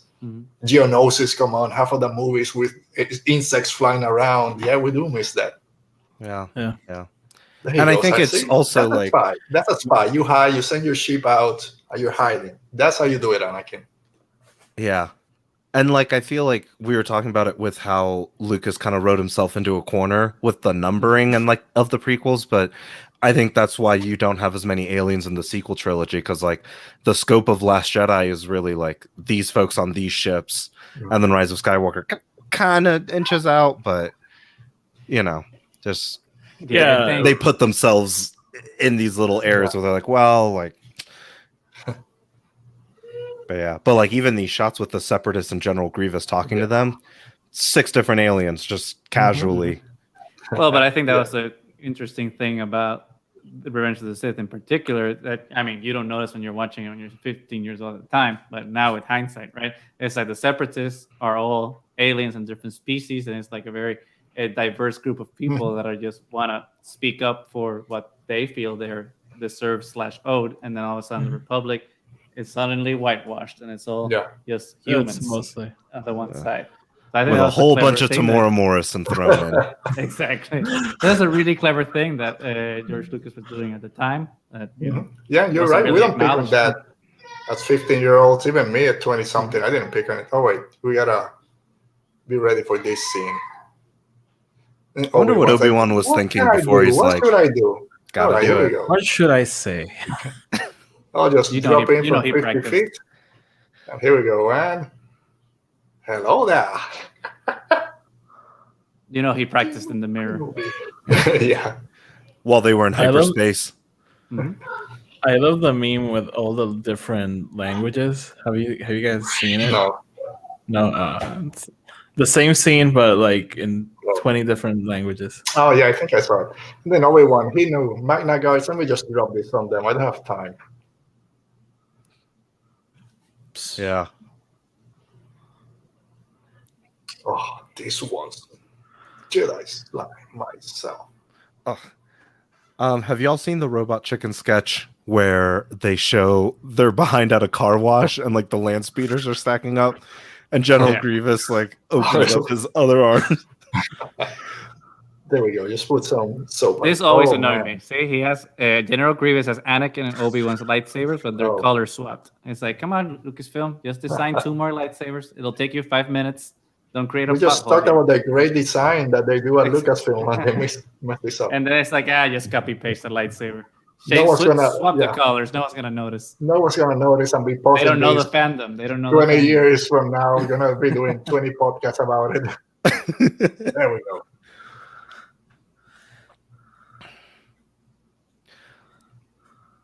With Battlefront 2, when they released like the expansion with General Grievous and Obi-Wan, such a good day in gaming.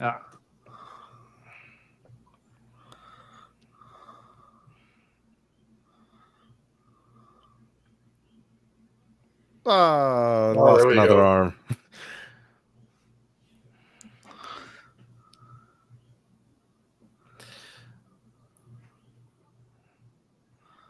There we go. All the clowns. And then all Finally. these clones showing up.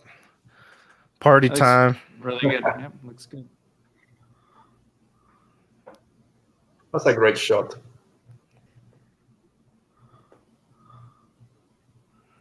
And this shot now, I know you mentioned it before, it just blew me away back then, and still, I love this It close still up. looks good. Yeah. Yeah, the Yeah. eyes and the Oh. scars. He looks Go better fly. than Ewan McGregor. Yeah. It felt like they did like a digital zoom on Ewan McGregor, so Yeah. like it starts looking weird. And obviously, since Grievous is digital, like the zoom still looks They good. pinched when they're out. zooming in. They Yeah. took the picture and just pinch out a little bit. Exactly like that. Yeah. He just gets in his weird circular back and wheel back, and then Yeah. I'm gonna run you over. He I ran used over to- some of his own soldiers, like that poor droid. He I doesn't used to have care. that toy back in the day, so it was so cool. I found a little one, a Hot Wheels little one like this last week. It's Mhm. pretty cool, pretty nice. Because we went on both. Huh?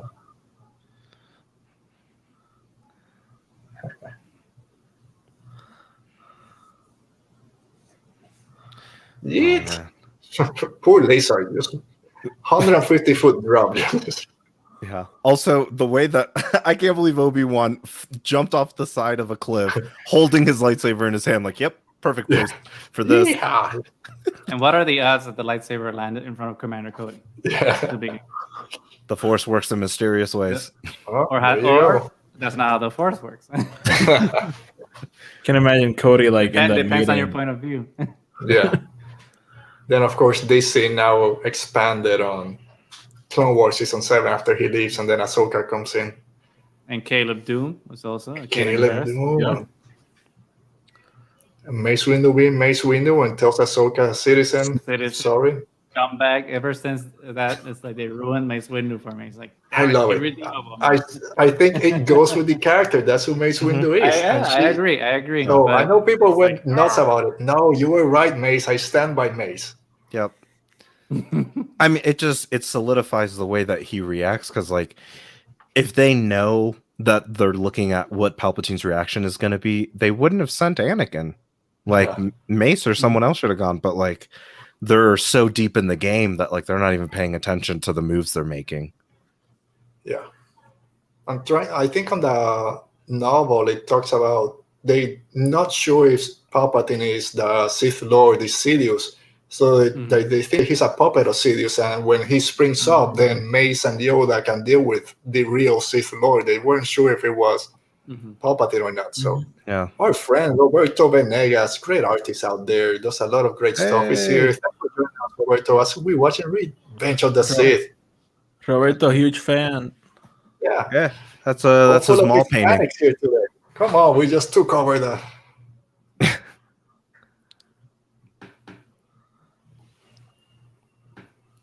Poor Anakin, the worst spy ever. Let me go tell him everything. It's like, hey, not only did I admit that I'm the spy, now I'm just gonna tell you what they're telling me. So, Yeah. so it may be that he's a great spy. He's being like a double agent. Oh, Yeah, he turns into a double agent without him even asking. Exactly. Yeah. The best spy ever. He tricked all of us. And the most obvious reveal in the history of cinema. Here's about to Yeah. take place Oh, right now. I love Ian McDermott's face when he's like, including nature of the dark side. he zooms in. Yeah, he's like shocked himself. Like, We're talking about the office, and he has this Sith mural on his office. exactly. It's like, come on, bro. Yeah. Kit Fisto walked by that like 3 times at least and was like, it's fine. They should add a moment where he's like, "Oh, have I ever told you the story of Revan?" And Anakin's like, "Who's Revan?" And then Palpatine's like, "Oh, then you're a fake fan." You're a fake Jedi. You don't know Revan. And then he just zaps him. He's like, oh, I can't have you. Get out of here. That's my second in command. I like how they're just walking around in circles now. It's just like, oh, standoff. And it's like, what's gonna happen? Yeah. What did Nice you smile. say? Yeah. And also like, oh, I could save your wife. Like, whoa. Crossing all the lines today. Exactly. Like, don't you talk about my wife? Yeah. And you can just stab them right there. Movie over. Planet Galaxy save.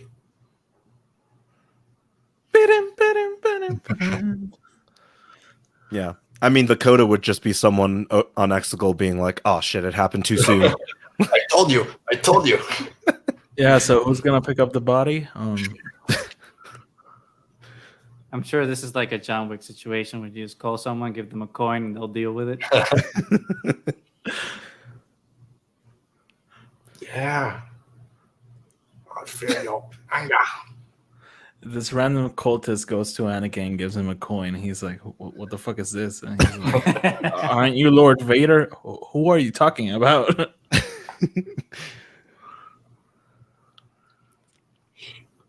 And it's over. Anakin. Now he's gonna switch back triple agent. Now he's gonna be back agent again. Why don't you just take him with you? I gotta go to Maze, explain everything, stay here, don't leave. I'll be right back. Gotta get Just call them on your cell phone. Call them. It's like, They got plenty of Yeah. And just like how much it must suck for Darth Vader to know that this is how it played out, and there's like a good evening where it's like you could have put a saber through him, you could have just brought him to the council. Like that's a good Robot Chicken sketch right there. That you describe him having dinner by himself. Like, oh, Then Obi-Wan like this. Yeah, just hit him over the head. That every Obi-Wan kid going remembers- full 5-year-old on a piñata. Yeah, getting a stick through your bicycle spokes and just going flying. Yeah.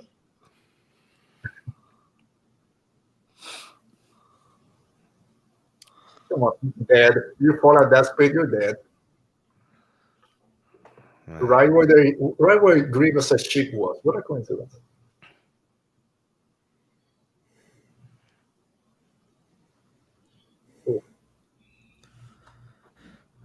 I don't care if you're a Jedi. Being kicked in the chest by mechanical legs hurts. Yeah. And again here, against the ship. Ooh, almost. Man, Obi-Wan's a savage also. Let's expose those audience. It's fair fight right now. Yeah.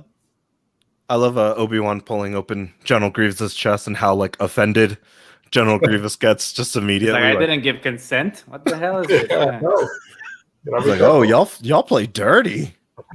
You Jedi? What the hell? This is not what I read on your Wikipedia page. Yeah. It's like, Hashtag no means no. Yeah. Darth Sidious was right. Obi-Wan has been in this situation before. He's hanging up on a ledge, about to die. A big fire out of the ice. When the chile is too hot. So uncivilized.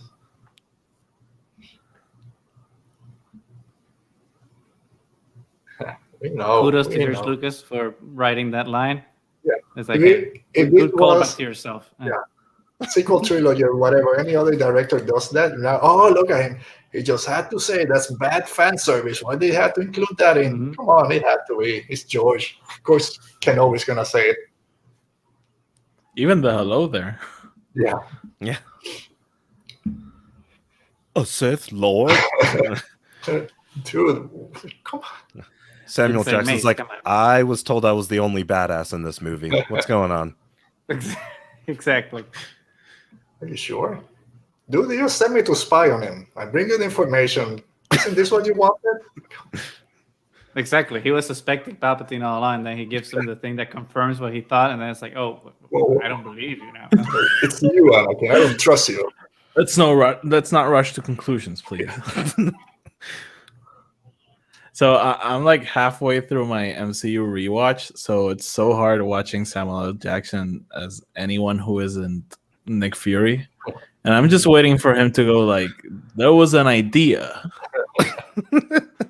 Helicarrier out of one of those Star Destroyers.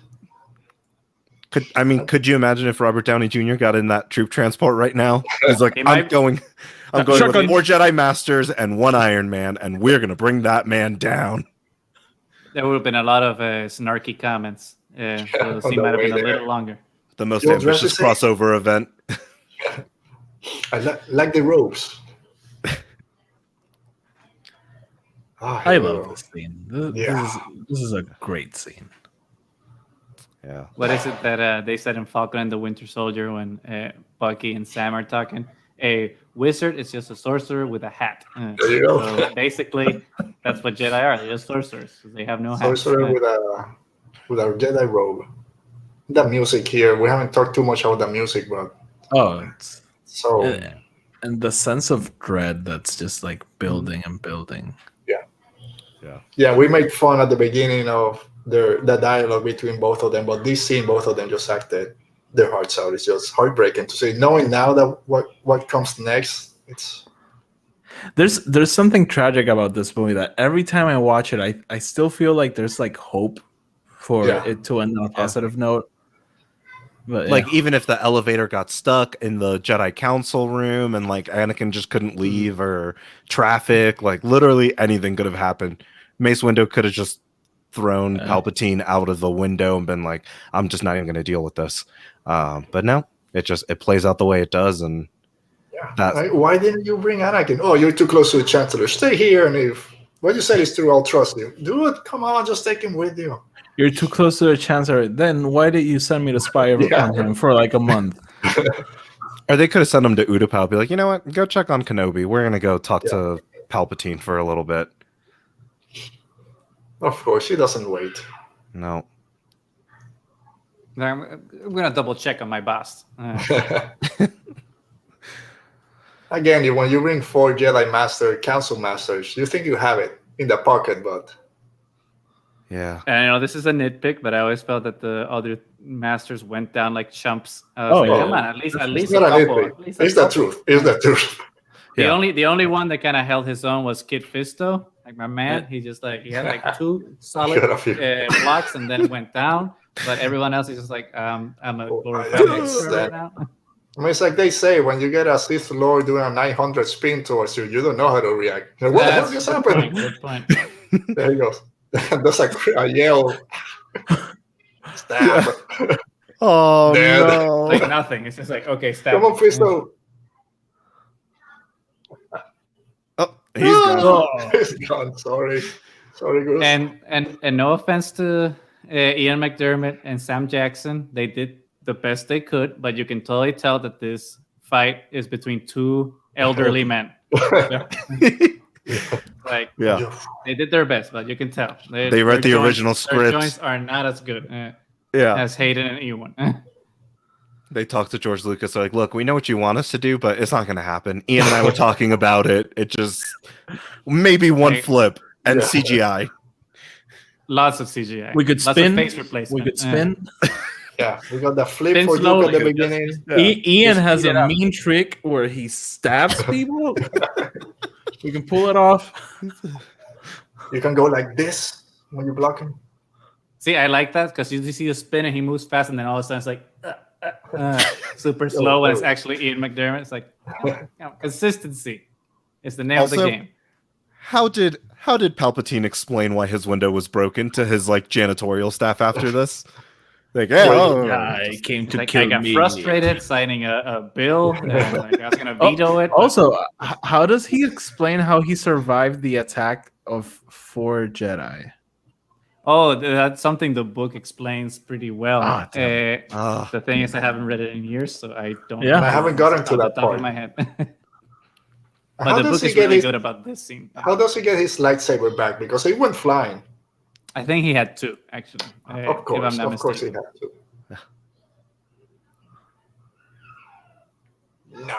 No.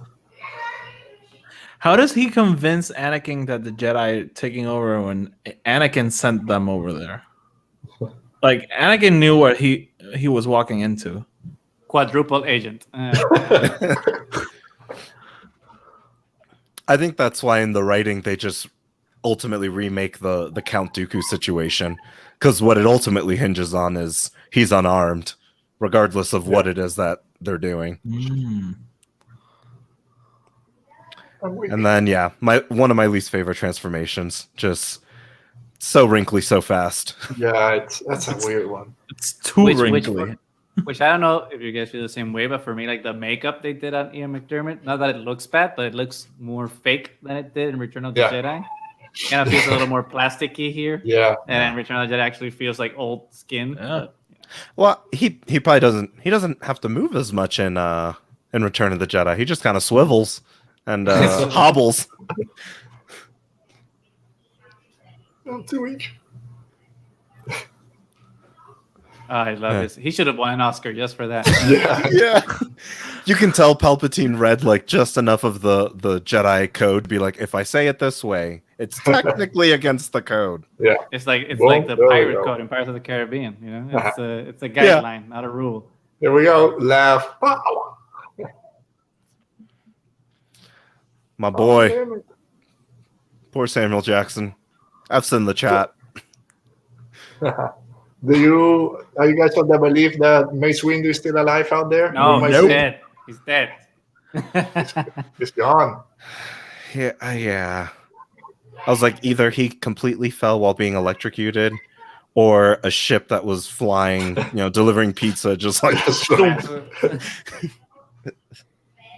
Like, I'm not against like bringing people back from the deaths if the story is right, but just bringing in like anybody all the time is kind of like defeats the purpose. And I think Mace is one of those characters that kind of needs to be dead. Mm-hmm. You hear Roberto saying, yeah, he deserved an Oscar. I remember that when everyone was, yes, he's going to get nominated. He was going to get nominated. Oh, man. Anakin, remember such a watching terrible this- negotiator. Committed high treason. He's like, I just want my wife, please. This scene, when I saw it the first time in the theaters, it just gave me goosebumps, especially when he puts like the hood on Yeah. for the first time as as not the Emperor Right. yet, as Palpatine. It's like, oh my god. Yeah. And I love that 2 minutes ago, whenever he told them, yeah, we know the power to say, I have the power to save your wife's life. And now he just told them, well, maybe if we work together, we might be able to find it, but I don't know. Backtrack. Yeah, I only got to Gonna use the die. free trial, and now there's like a payment plan, and it's a thing, Anakin. My Patreon is not working. Don't have enough money to pay for this.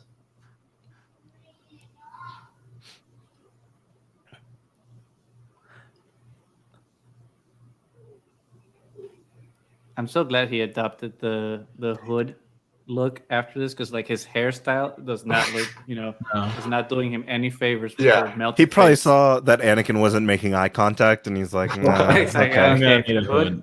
hood. It's something- yeah. When you did a number on me, huh? Okay, buddy. Yeah, Anakin can pull off the mullet, but Palpatine, that comb over is not working. Exactly. What's He's like, I'm gonna Palpatine's delete- assistant name? Masameda? Masameda. He's probably like Masameda. Up or down? However you want, Your Highness. Yeah. I like it up, but if you prefer down, because it's a little bit windy. This was great. I love this scene. There we go. Here we go. Hood up. Oof. Yeah, that's a transformation right there. Now you know who it is. Oh, it's so great. And the You're right. culmination of this in Rise of Skywalker with the Force Taylor. Oh yes. You're right. It's like, wait, the Force can give you a belt too? It's like Dark happening. side is a pathway to many abilities. and many like, styles. Fashionable. Which Clothing. Exegol has all the Sith chairs. They have the power to make clothing. That's the power of the dyad. Like, Like he was Palpatine was so surprised. close he to was the surprised perfect that they can You can teleport. you can they either teleport rule a the world. lightsaber, but then he's like, yeah, I can change my clothes with the Force. Just a little bit of power. The power of the diet, you can either rule the world or make some killer clothing. And he chose And if incorrectly. if you dress nice, you might also rule the world. So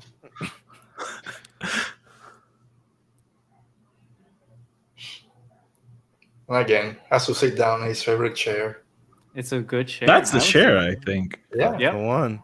He It's missing brought the. it. It's missing the top. That's how you know it's a Republic And, chair, not you a know- Separatist chair.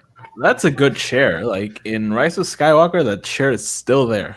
Yeah. Even though it blew up and crashed, it's still there. Again, there's 3 dead Jedi like 15 feet away from them, just having a casual conversation.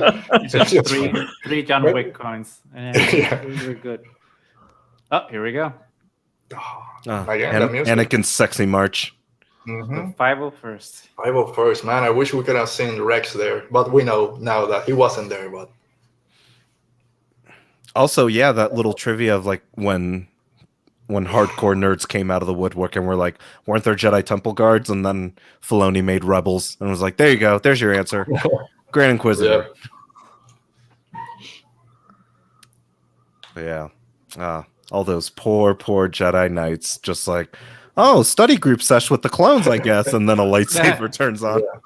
Oh.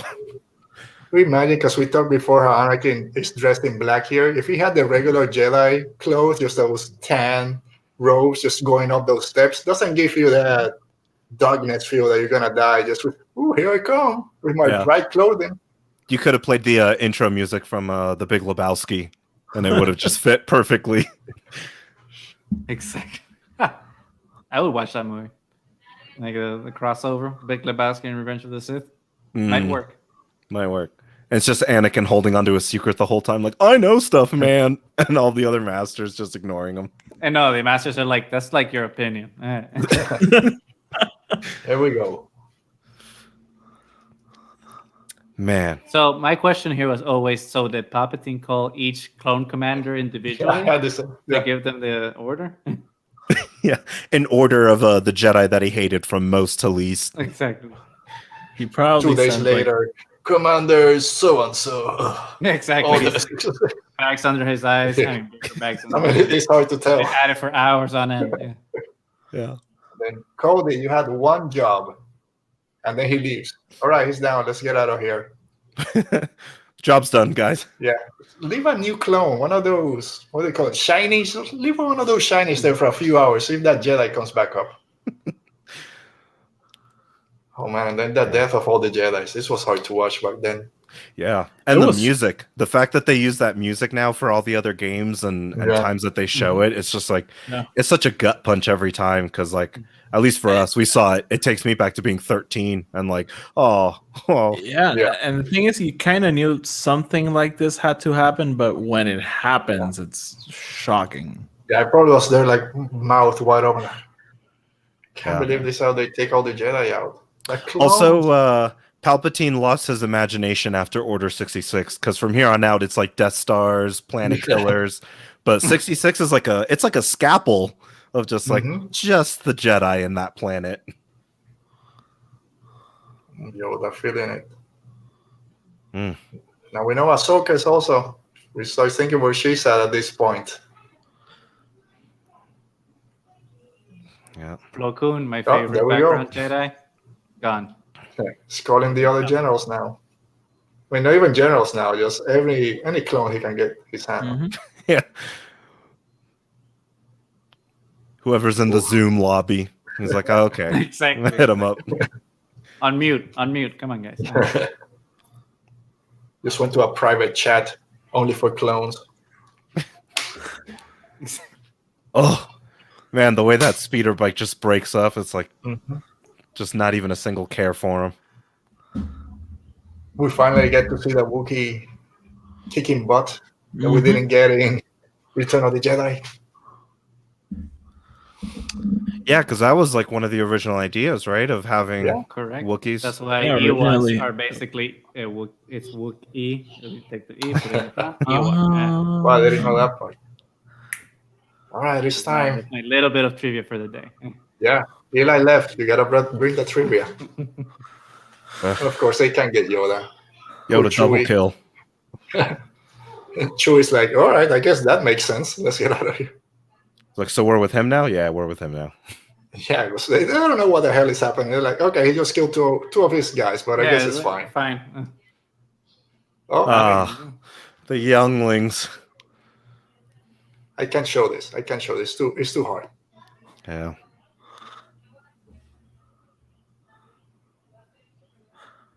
Like Anakin went from 0 to 60 in like 0 seconds flat. He's like, okay. Yeah. He had his doubts about killing like his Jedi master, but then a little kid's just like, okay, no problem. We can do this.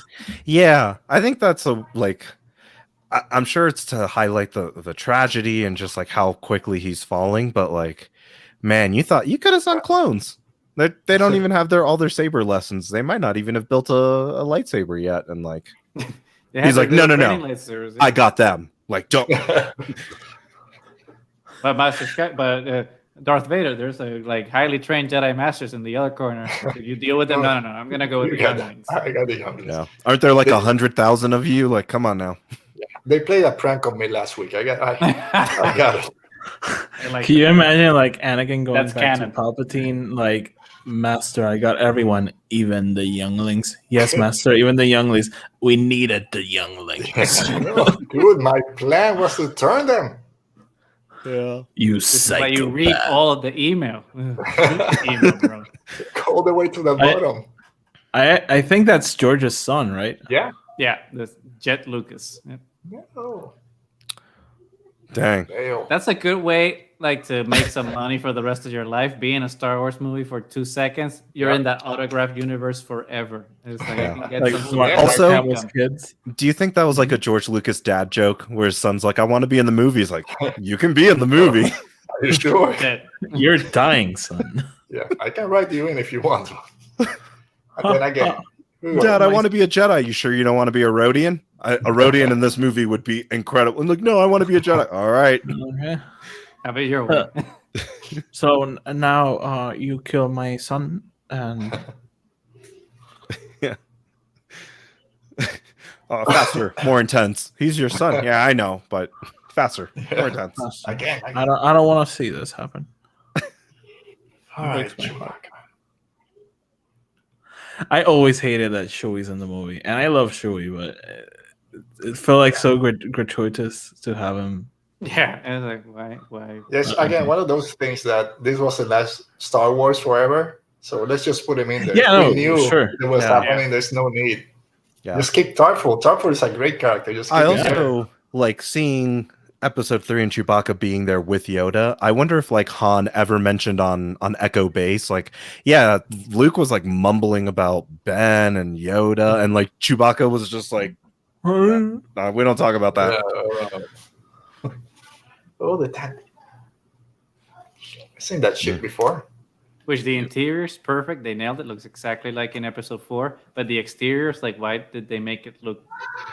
It had the extra fog light attachment. Yeah, the fog lights, like some neon stuff. I'm like, okay, this looks like way nicer than it does. I mean, I get that it would be a little more run I down. feel like by when episode 4, when they gave it to Leia, she was like drifting it and like going into asteroids and crap, and like, oh, come on, this is beautiful.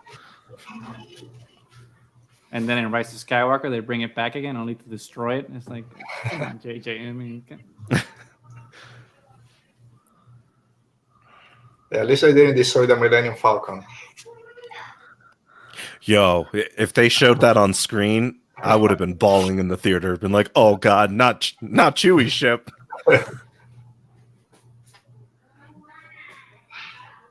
I actually thought they were gonna do it. Yeah.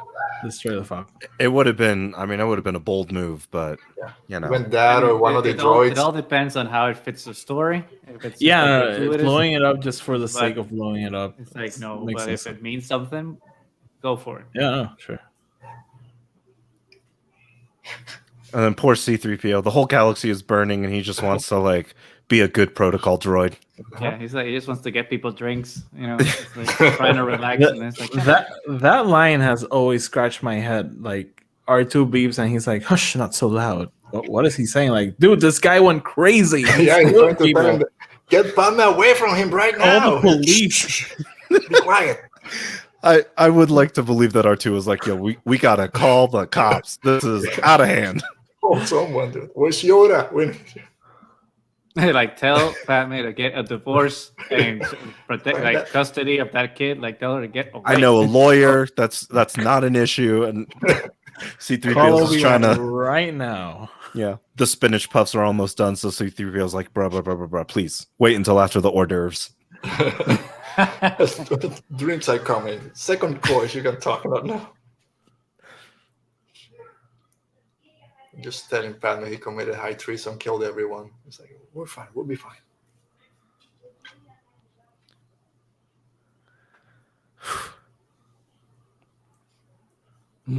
Kill more people. Don't worry, they're aliens. Also, Exactly. I love how Not as important. Padme doesn't ask him like, "Are you going to talk to them?" or like, what? Oh no, I'm Mustafar? just gonna murder the other half of the war. You're going to Mustafar? That's not the best place to Yeah, go. She wasn't as inquisitive as you think someone as smart as her would be. It's like, wait, there's something's not adding up here. Yeah. You just saw Tripio.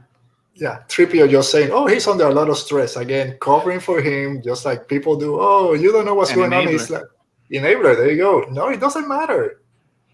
Oh, I'm helpless. Yes, you're helpless. You just let a mass murderer leave. They were trying to tell you something, and you didn't want to listen. Also, I did not know this ship had like a docking bay. When Obi-Wan's ship just like pulls up, I was like, "What?" Hey, it's Brian. Hey, Brian from Pink Milk. How you doing, Brian? Thanks for joining.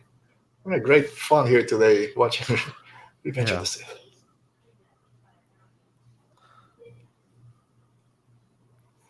Did you mess up? So I mean, it's half the say movie. yes, but don't worry. We could argue you came for some of the sauciest part. And that's where it gets good.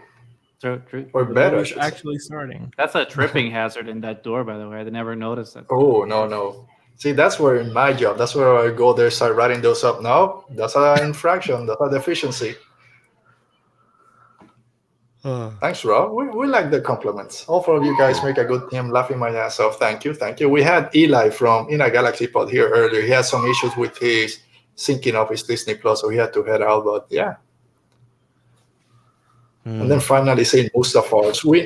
There was always those stories that Darth Vader, that Anakin burned, and that's why he needed the suit. So getting to see Mustafar was awesome. In the Return of the Jedi novelization, they talk about the lava planet.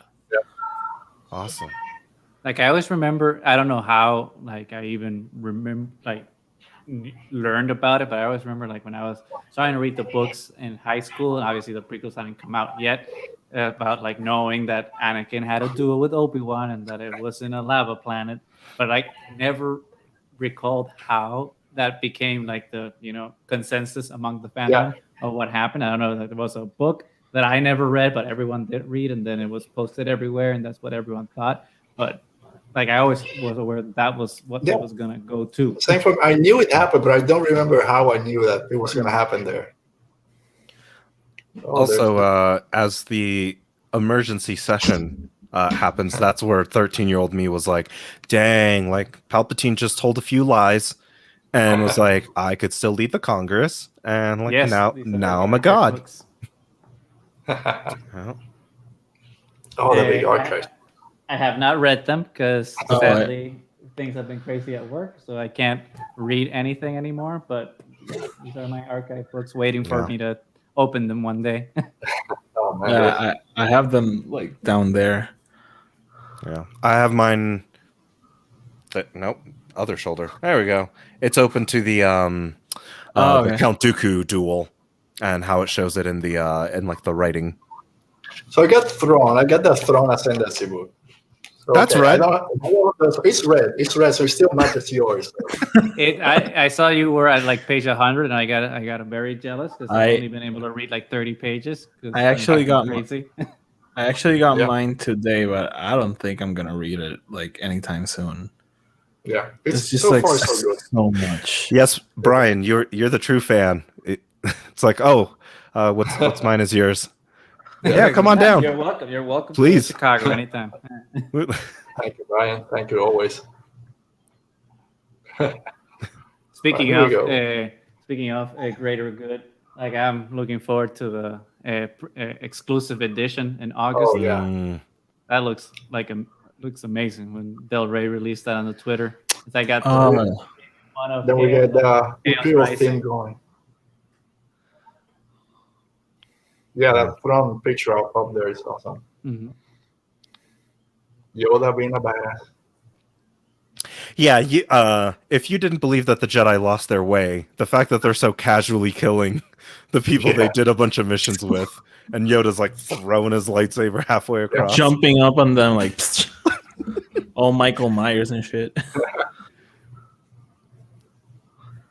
Yeah, poor Newt Gunray. He was not right at the beginning, but he just wanted this planet to have some trade goods.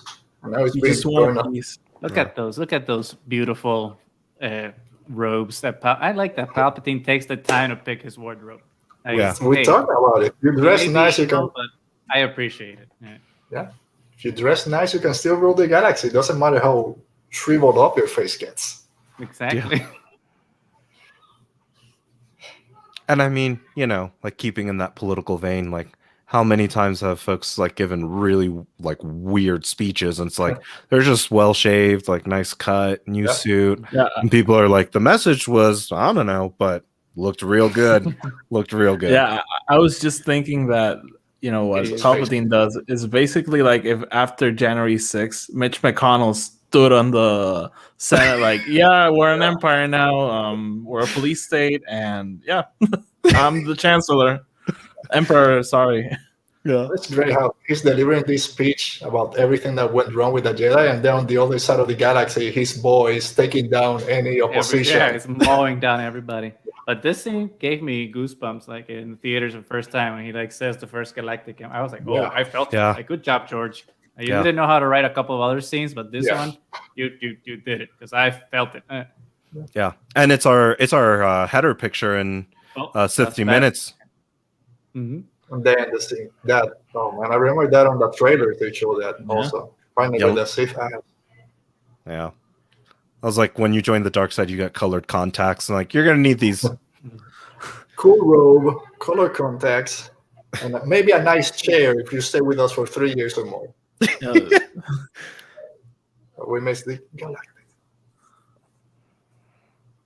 Here we go. Oh, Yeah.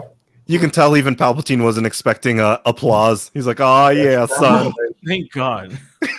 it's like decades of planning. Finally, we got there. There was applause. Oh man, And then here we go. that's your boy Brian.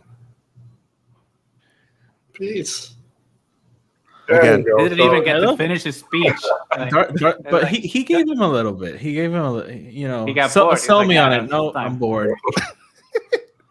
I like the sell me on it. Yeah, it's like- like 5 seconds. Oh, sorry. Yeah. This is your elevator speech. Should I be a good guy or a bad guy? Nope, don't care. I heard nothing about force healing. Psst. Again, we just talk about those books being too long. He got the man, I didn't get to page 573. That's what force healing was. exactly. It's like, I stopped. I should have kept going.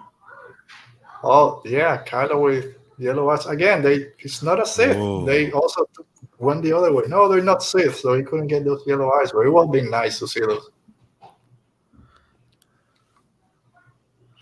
Ryan like kinda almost did it because at the end of Last Jedi he has like that dark side decay in the face, Mhm. but they never like fully come into it. If they have all these cameras everywhere, they didn't Yes. see Sidious Yes. corrupting Anakin. I guess it's There's a just blood. camera in his office. Yeah, I was like, man, how are you showing It's me like this? scene? Watergate, you know. It's like Watergate. It's recorded, but it's all kept, you know, in the. They try not to open it unless they have to. Why Like did it's they in the want to drawer. spy if they have cameras everywhere?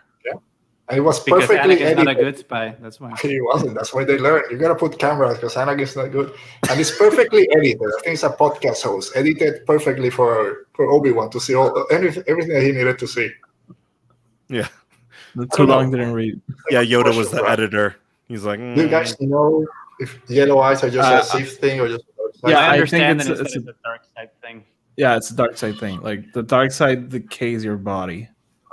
which I think makes sense why Kylo wouldn't have gotten the yellow eyes because he was Yeah. never full dark. Yeah, he never Yeah. fully committed. Although I think it should have been a thing in The Rise of Skywalker where he should have. There shouldn't have been a Palpatine. It should have just been Kylo Ren, full into the dark side, and Rey bringing him back. yeah. That's what I Or I wonder if like they could have like showing the scar in Last Jedi just getting like more rotten, and then maybe as Rise of Skywalker starts, it's actually like healing up. That would have been like a nice shorthand for it, but Mhm. Yep. yeah. Jedi sword. Oh, poor Natalie Portman. It's like she's doing her best. She's like, God damn it, I'm gonna win an Oscar in a couple of years, and I can't deliver these lines. I appreciate it. And this one is younglings. Yeah. Oh, Yeah, he was also like, that's I'm a good actor. I'm a good That's a actor. difficult one. I should feel be like able to Ewan do this." McGregor put his hand there so that he could cover his smirk. Exactly. Like, You're like killing younglings, those defenseless, poor That's kids. the Poe version from Rise of Skywalker. Somehow Palpatine returned. It's like Carrie Fisher's what Carrie Fisher said a long time ago, which was like she told George Lucas, "You can certainly write these things, but you can't say them." Oh. Here we go. And I I'm love gonna how kill they. him. Kill him. He's I like, love how you they know- all you know love what I mean. George, but they make so much fun of his writing, like the original cast. Yeah. I mean, even in I think Empire of Dreams, the behind the scenes of the original one, like they talked about how in between shoots they would just be like clowning on George because they're like, we literally just talked about a space laser and Alderaan, whatever that is. So Harrison was like, "What the hell is this?" yeah. Also, that's what makes Star Wars so enjoyable. Yeah, It's so much to love all those deep things, but at the same time, it's just a fun movie with campy dialogue, and it just, I don't know, Yeah. there's something about it. It's still so enjoyable. I mean, even the end of that scene that you just put up, it has like Obi-Wan basically finds out who the father is, and his only reaction is sorry, puts the hood on. I'm still gonna kill him. Yeah, it's like, you know that I know what I'm gonna do, and might be. Then the music here, this scene just, because same as Kylo that he's been tormented, here Anakin or Darth Vader, this one, he's still pretty tormented, especially Yeah, and his little tear. all that fear. And it, I mean, as much as I like the sequel trilogy, I have to say that the music for me was always subpar because the music in the prequel trilogy was like went so hard. John Williams did Really? such amazing music for the I prequels like the that sequel when I saw the trilogy sequels, music. I was like, it didn't. Yeah. just for think me, through it. the whole if you take that 3 trilogies, the music in that prequel trilogy is my favorite. I think it hits so hard in so many spots. Yeah, the OT has those classics that we grew up with, but I think the whole score in the prequel trilogy is just top notch. Yep. Yeah. I can love- agree, but the score in Last Jedi just kicks my ass every time. I mean, it's great. I mean, it's John Williams. It's not bad. Yeah. By any means. And Kylo's theme and Rey's Hey, theme. Goose, this is Star Wars. You either love it or hate it. Pick a side. So halfway. I What always is this nuance? delete that What is this? memo every time I get it. Yeah. It's like, Either you like, know no who one's- Revan is, or you get out. There are two kinds of people: people who know who Revan is, and people who don't like Star Wars. Or you Exactly. like Look at the Anakin. floaty hand. Poor Anakin hologram, like hugging himself, and Palpatine doesn't care. He's like, "Good, you killed more people. Very proud of you." Good, my Not apprentice. enough. Master. I am traumatized. There's no therapy in Star Wars, remember? No It's therapy. Do the human Sith have therapists? No. No. We actually just destroy planets when we're mad. We actually just make it worse. Or kidnap children, you know. It's like, I have how about some. the Jedi kidnap children too? I Yeah. guess, I never- That's I'll right. get back into it. Never We have some forget. cultists next ago, but those are off. You can't have access to those. Those cultists are just for me. We should have had a scene with Anakin walking out and being like, "Padme, I love this planet. There's like a hill over there. We can build a castle and live there. It's Oh, just like that's- Naboo. They have a school. It's a great school." It's a bit humid. It's but called we'll get Hot, used to it. Hot Takes Academy. It's great. There's a few hot springs down the way. They're lava, but I think we can get used to it. Yeah. There's a Mexican restaurant with the hottest food you're gonna eat ever. All right, Robert. So thanks for joining care, us today. Roberto. Always love when you're here. Watch you later. Bye, Have Roberto. fun. There's Love some your great art, man. out there. You gotta check that out when you're done. Thanks. And we'll get you here one day. We're working on it. Take care. Oh man. Pregnant Padme. The galaxy's in shamble, and as always, a woman's got to try. Last ditch effort. I mean, Obi-Wan's about to murder the father of her children, so it'll be a Skewer is the technical Yes. term. technical term. I'm sorry.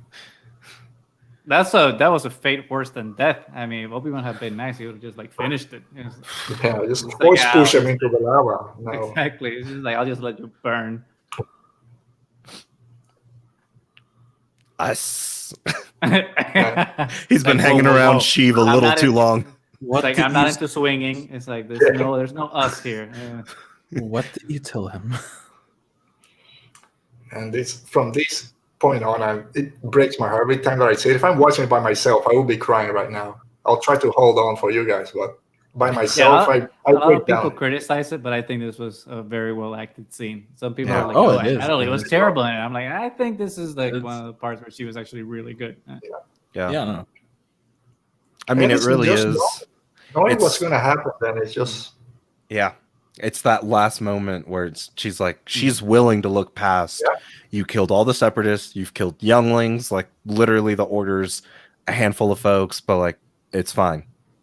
What was she gonna do? Like store him in He's just going to go to the lake in Naboo. Yeah, just have him swimming laps in that some lake. Conspiracy theories like Senator Amidala is housing a serial killer. It's like in Argentina when all the Nazis went there after the war. Yeah. The same thing. We'll change our names. You'll grow a mustache. Just cut some of the mullet hair and then just put it right there. just cover. Make sure your chin is showing, and you're fine. They won't know who you are. Oh, I mean, Here we if go. the galaxy. That's always gets me this line. It's good. People criticize it, but I think it was really good. And again, Padme true to form. You might be the father of my children, but you keep doing this and hit the road, Jack. I don't care what force power you have. there he is. And there's Obi-Wan just. I mean, and that like passes on to Leia because she knows all the horrible things Kylo did, and she's like willing to take him back. But if he won't commit, we're at war. Like, Right. Who knows if even Padme could have stopped him there before Obi-Wan showed up. And he's like, no, again, you're lying. There's Obi-Wan. You brought him here to kill me.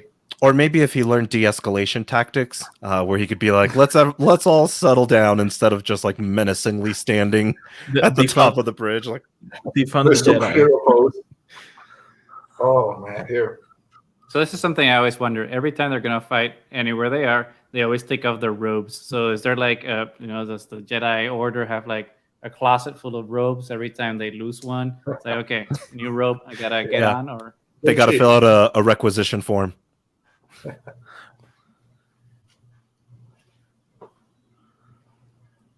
I love this exchange.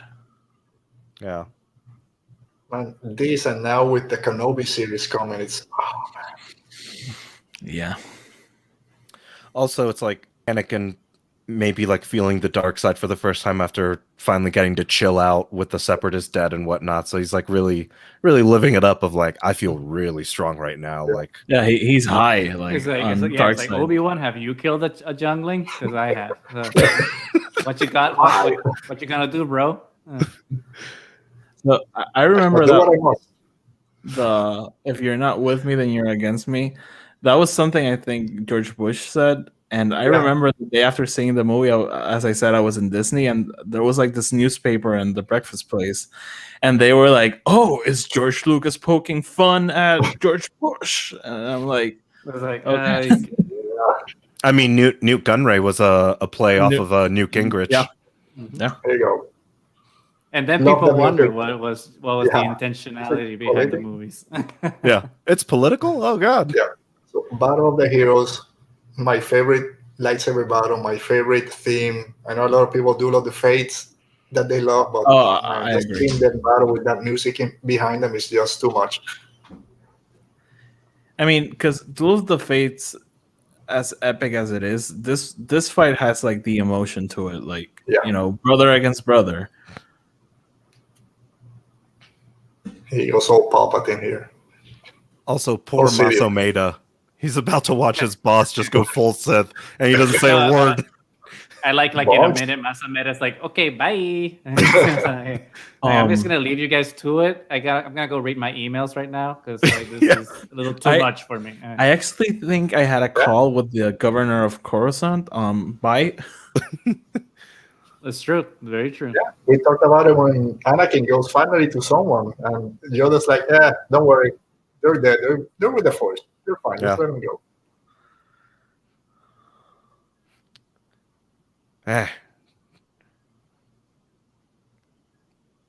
Yeah, if the Mace Windu and Emperor fight, here we go. See, bye. Like I'm not.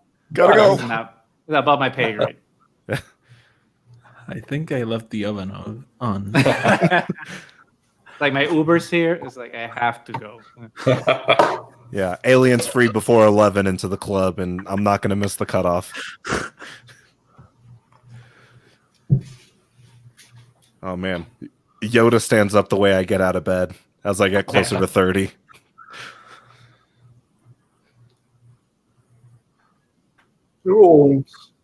Oh, that chair, no. Unnecessary cut. They could have cut that scene a little sooner so it's less silly, but whatever. That's a nitpick. There we go. Bruce Lee thing. There we go. I mean, what was Palpatine's plan? Was he gonna run? Yeah. They're trying to take over again. The Jedi are coming. The Jedi are coming. I thought they were gone, sir. No, I missed.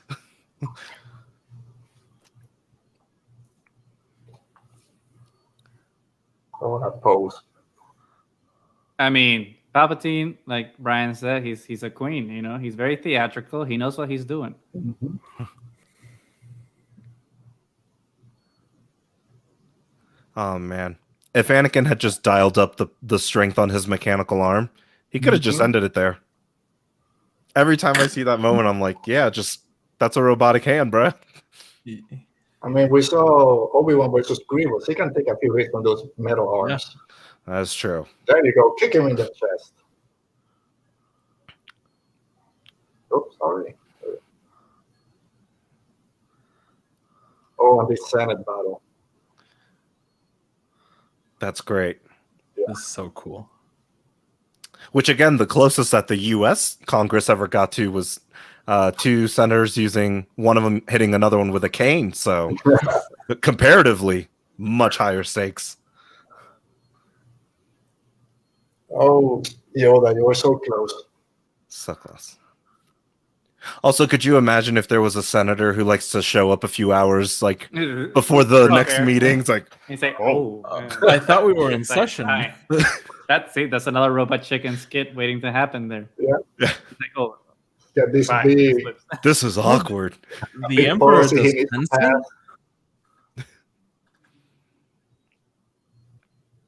Jedi thing. I mean, I remember when the hate for the prequels was like an all-time high when people were like, "Oh, the lightsaber battles suck." I could never get it. Never. And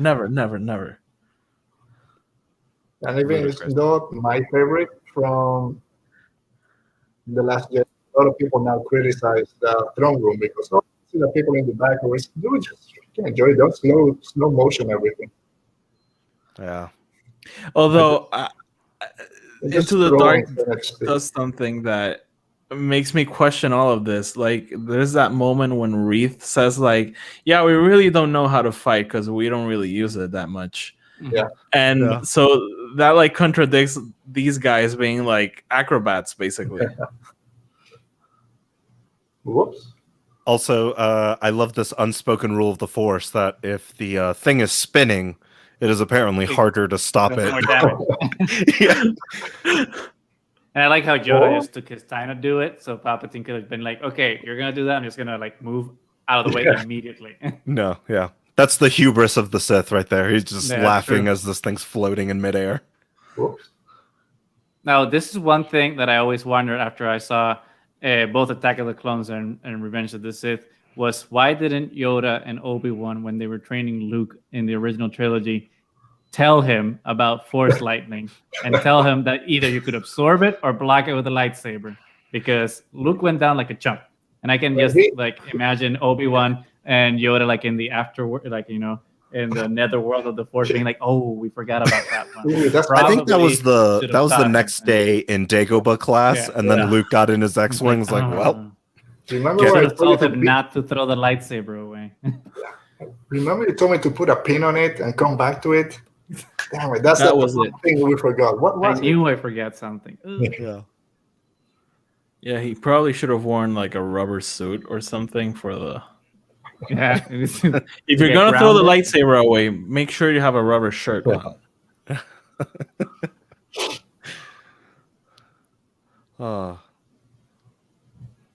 And then, of course, the shields are now gone in Mustafar, so the buildings are slowly heating up and losing their structural integrity.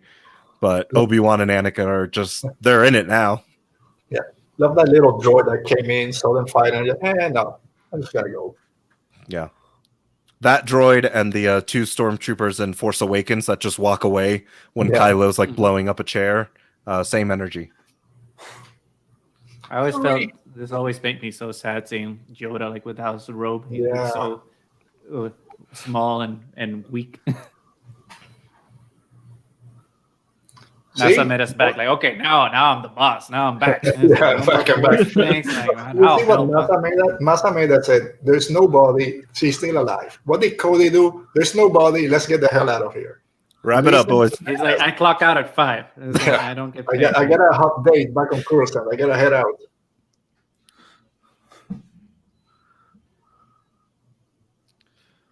Man.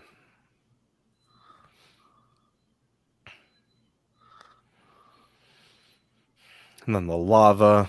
Yeah. I love how it takes the actual lava of the planet to stop the fight. Like Anakin and Obi-Wan are like, okay, all right. Let's take a quick breather. We'll take a minute, yeah. They should have like taken a minute to be like, "Yo, we're angry, but let's get out of the situation, then we'll continue the fight." We squash it for now. Let's go to another planet to finish this. Let's have a beer, talk this over. Maybe make see this a even. therapist, some family counseling. Yeah. Remember your pregnant wife that you left for dead at that platform? Maybe we should go check on her. What It's frustrates probably me melting because the platform's really hot now. before the fight, Obi-Wan could have been like, "Yo, I gotta tell you about Satine," and this could have been all avoided. But no. To the grave. He's taking that to the grave. He took Yoda's lesson to heart. He's like, I threw that emotion in the trash. Yoda, you just lost one battle. You can still do something. No, I'm heading out, so you deal with it. You deal with it. Thanks for joining us. All right, Brian, thanks for coming. Love when you're here. Go check his live show that he does on YouTube, his podcast. Great stuff over there. You guys need to be following Brian and Pink Milk. Absolutely. Yep. Anakin not even letting his master climb up a building. Like, I'm just going to stab upwards. No, like you said, he took Yoda's advice to heart. He's going to rejoice for those that join the Force. He's going to accelerate the journey. It's like, I want to rejoice from get there quicker. Master, please rejoice. I'm about to kill you. Like one of those minions from Thanos. Rejoice that Thanos is here to kill all of you. I would pay good money for that deleted scene. Like, just once. I mean, even the Lego Star Wars Holiday Special has that moment. Thanks, Brian. Yeah. Again, poor droid, just trying to work. I gotta take this to the refinery. No. Like, bro, you don't understand. They're gonna dock my pay. Like, I can't. I have a family. Okay? It's a production. If I don't keep up with it, I lose. How does a droid know where Anakin wants to go? Does Anakin go like, take me to that guy or I will kill you right here? Rejoice. I killed a youngling. Don't think I won't hesitate to kill a droid. Do you speak Bachi? I have failed you.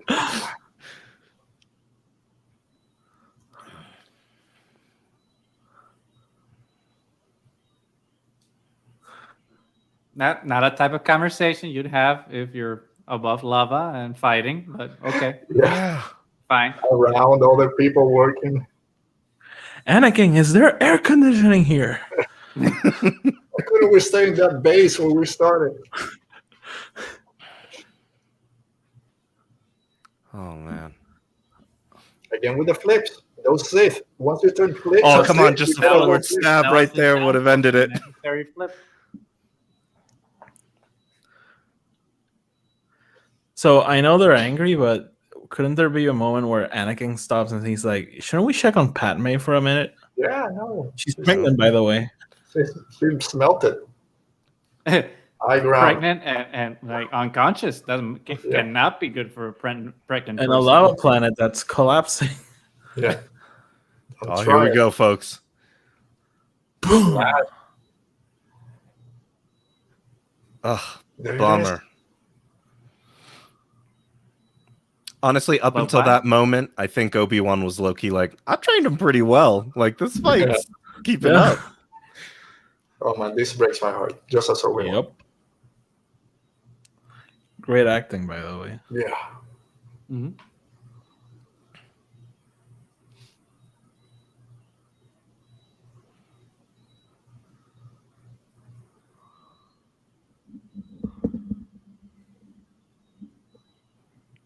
Gonna pick up that saber for your son? Here we go.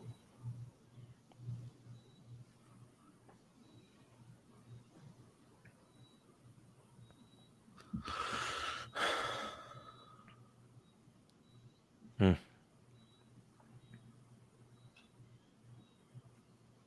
Oh man.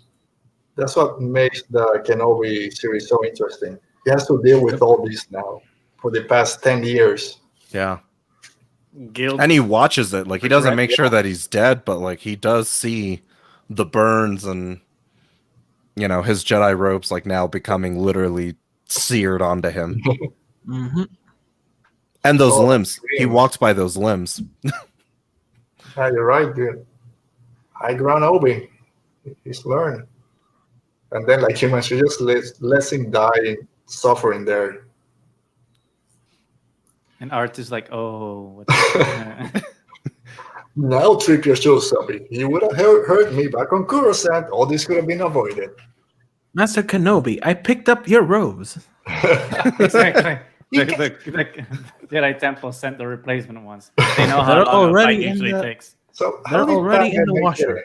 Because C-3PO can't bend, right? Can C-3PO bend to pick up Padme? No. Or did Cannot. R2 just drag her in with a I think table? that one makes way more sense. Going bumping all that around. You shot her with a grappling hook and just dragged her all the way up. That's why she died, not sadness. She died because Yeah. She R2 smashed just her dragged head. Lost- Internal injuries sustained Yeah. from R2 Yeah. dragging her. Lost the will to live and blunt force trauma. From, The nurse droid goes to Obi-Wan. Did you drag her? me? Oh, I was fighting the husband, actually. Yeah, everything's sinking in. And Tripier's now a pilot, I guess. Obi-Wan's like, I'm gonna have to move to freaking Tatooine. But the dark side, it helps you. It won't let you die that easy. Yeah, R2 knows the truth. He doesn't say it, and when he wants to tell someone, they don't listen to him. Mhm. Yeah, in my headcanon, R2 is like everyone views him as like a drunk uncle kind of droid. Because, like, yeah, he just keeps rambling about Darth Vader and twins, and I don't know. He has a potty mouth. Oh, my boy. He's still alive. It's not all lost. Yeah. 10 years of planning, almost down the drain. Jesus. It's like, good thing we figured out that General Grievous stuff. This is going to come in handy. Should be worse than coughing. Has a few more side effects, but we can deal with it.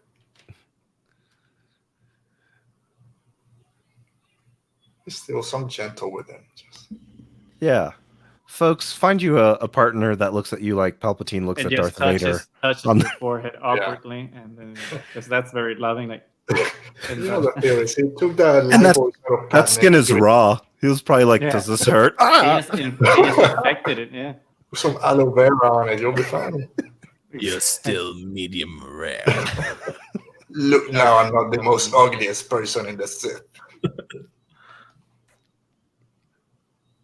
Oh, he did a force heal and saved him right there. They haven't seen Rise of Skywalker yet, so they don't know about it. No, they went to the War Between Worlds, saw it, came back. Revan went through the world. Revan told him.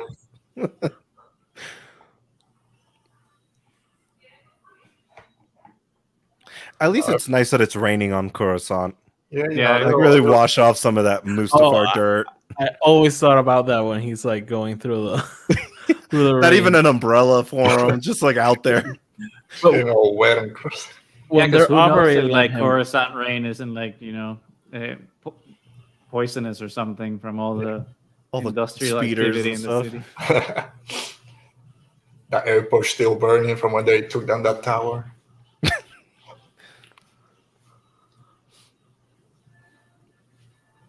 Maybe because she was dragged for 20 feet up a ramp. there appears to be brain bleeding. R2 is like, don't look at me. Yeah, she gave up on life, even though she has babies coming. And she knows what. She doesn't have her man. She was the OG Raylo. And she's like, if I can't have Ben Solo, then fuck it. I don't want to be here anymore. Dude, don't say Raylo too hard. It's right away. We don't want to get in trouble at the end of this. That is true. Oh, poor Anakin. Oh, man. Stabbing him with needles. No ointment or anything. Yeah, they didn't bother taking off the clothes that's fused to Isn't his that the body. first thing they do Like, never for a mind. burn victim? I always saw that and I was like, Luke. that's so unsanitary. When I heard her name Luke for the first time in the movie theaters, I just started clapping right there. Same with Leia. Oh, I had like a weird moment where I went like, oh yeah, that's right. That's Luke and Leia. yeah. Yeah. Ooh, wow. I love that droid. Yeah.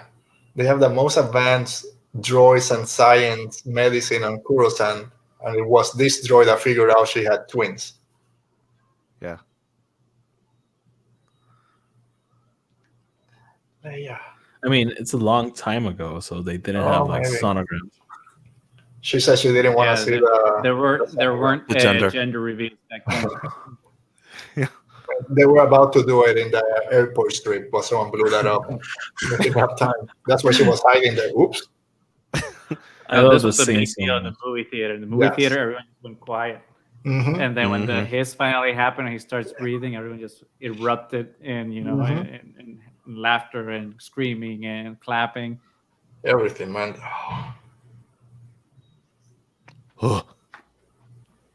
That's good. That's so Good great. job, George. Every time. Oh, that's the same guy from New Hope.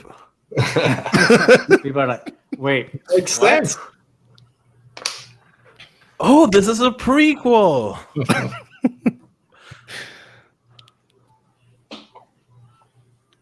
Yeah, I could have ended there. Don't let him speak.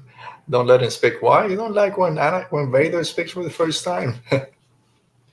I love watching them walk for the first time. I'm surprised the Emperor didn't like laugh.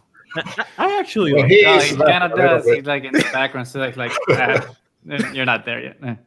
I actually really like that scene. This is a good thing though that George Lucas changed, because in the trailers he originally had like his arms up, which looked really weird. So I'm glad that he's went back and said, "Okay, I made a mistake." Let's put it back down." It was a cool trailer moment with the Lord Vader rise. That's a good Palpy voice, I gotta say. Sprint paid good money for that line.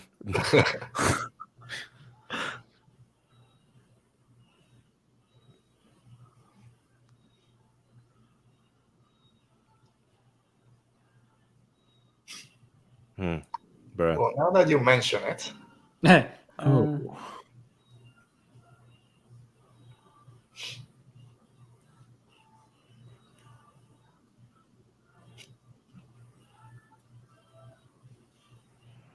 there you go. So, the drinks. We had some apple juice for you. You need this for your burns.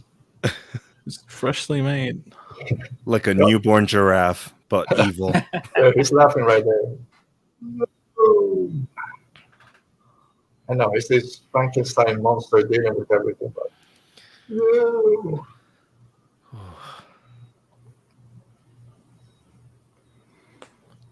And now these poor two Jedi Masters and a Senator were like the things we've just seen.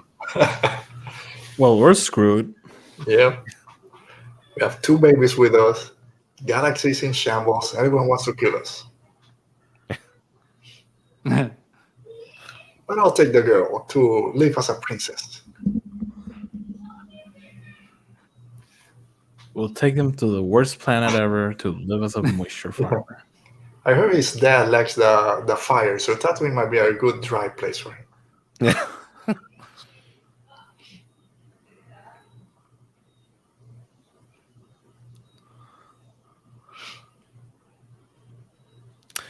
You know, Bail Organa probably feels like as close to a Jedi as he'll ever be. Like the way he bowed with Obi-Wan. It's like, yes, Yeah. I take orders from Yoda now. I'm a Jedi.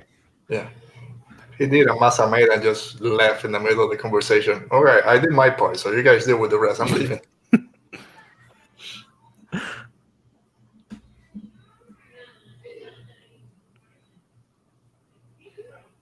No, dummy. Did you have another master before? It's like,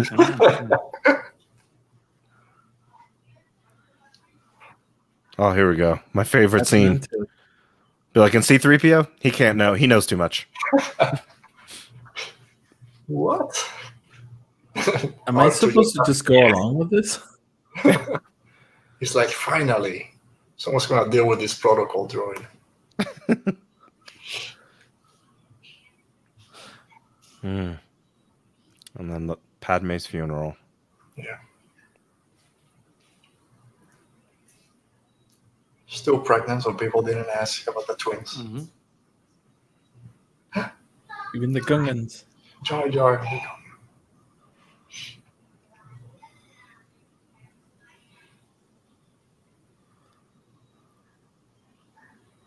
And then she's still got the necklace. Mm-hmm. Mm-hmm.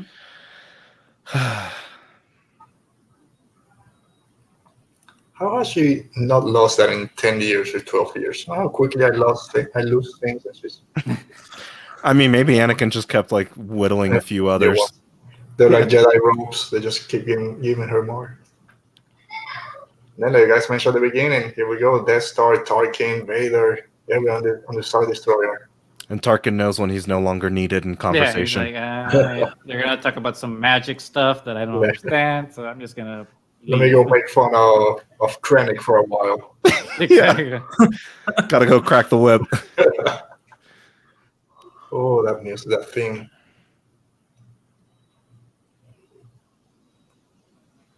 Alderaan, a planet we desperately need to see more of in the future. Yep. Yeah, please.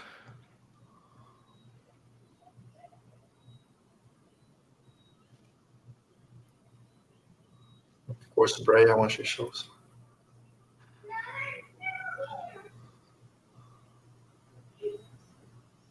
That was in one trivia night that I was in that they asked what was Bail Organa's wife's name, and I didn't know, and ever since then I've never forgotten. It's like one person, and so I was like, Dude, I was in one and forgot the name of Han Solo's blaster. So ODL-44. no. yeah, Always gotta know that one. I know. It's like you always remember the ones that you missed out of trivia. It's like it's always gonna be burned into your memory. Mm-hmm. I love how they de-age Mark Hamill and Carrie Fisher for this scene. They did really good, yeah. And It's as they better shrink then than it was now. So it holds up. Look It at holds him. well. Look at him. It's better than the Mandalorian one. Yeah. yeah. Oh, Actually, I think that's actually a baby Sebastian Stan that they got. Young. There you go. You heard it here first, folks. Uncle Owen is so rude. He's just like standing there. You have a visitor, man. Man, It's it like, doesn't hey, I'm matter. watching the sunset. You need to be there for those sunsets and that theme, my favorite.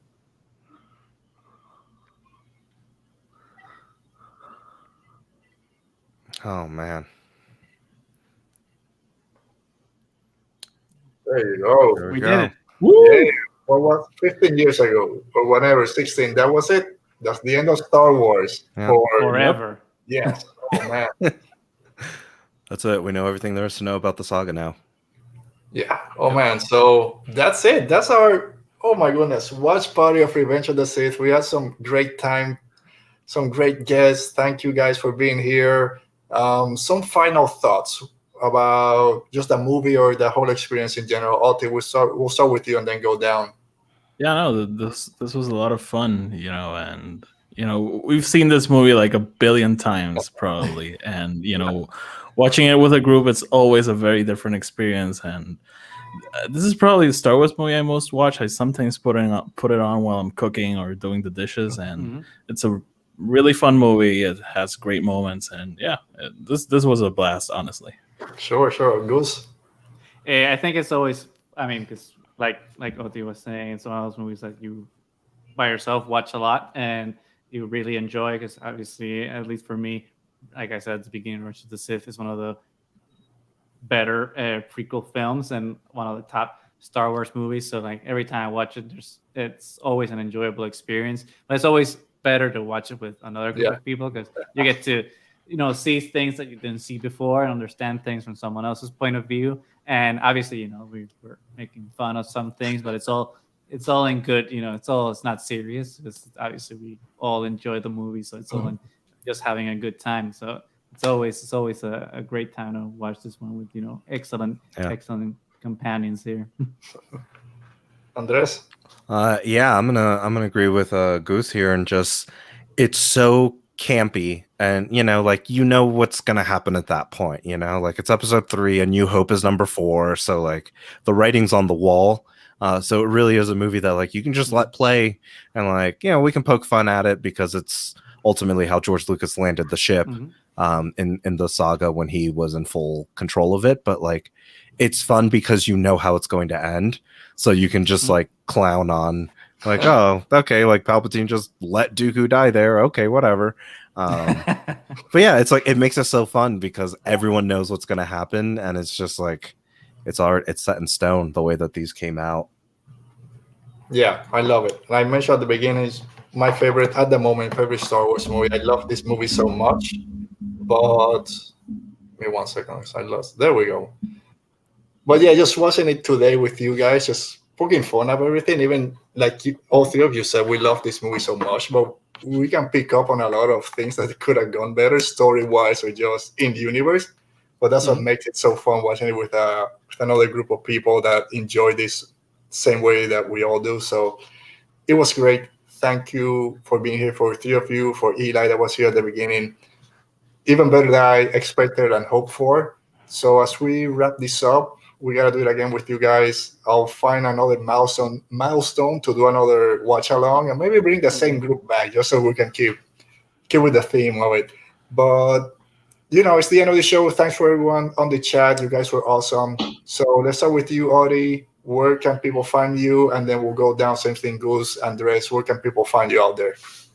Yeah, so basically there's my Twitter handle, and it's the same for Instagram, which are the 2 social medias I'm usually active. I host a podcast called El Podcast de Star Wars. It's in Spanish, but we also started an English segment called Why Star Wars. Goose was actually part of the Spanish version of that segment, and all of you are invited to come. I just want to have fun conversations with people, and this was a ton of fun. So thank you for the invitation, Alberto. Yeah, no problem, man. We're going to do also just a Spanish version one day. Just have a Spanish show here on Radio Rebellion. It'll be great. So yeah, thanks for being here, Oti. And I know we got to talk. I'll be on your show soon. Eventually, we'll figure something out. So Goose, try out the Force. Where can we see you guys out there?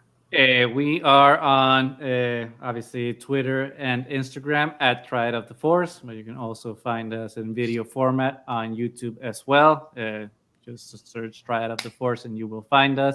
And we also have a merch store on TeePublic, but also Try It Of the Force. You'll be able to find us. We have a couple of Puerto Rico inspired designs, but more Star Wars influenced things. So make sure to check that out. But if you want to see like our nerd whimsies, and on a day-to-day basis, find us on Twitter. If you want to see like our full Star Wars thoughts, then follow the podcast and the YouTube, which we All will right. release an episode weekly.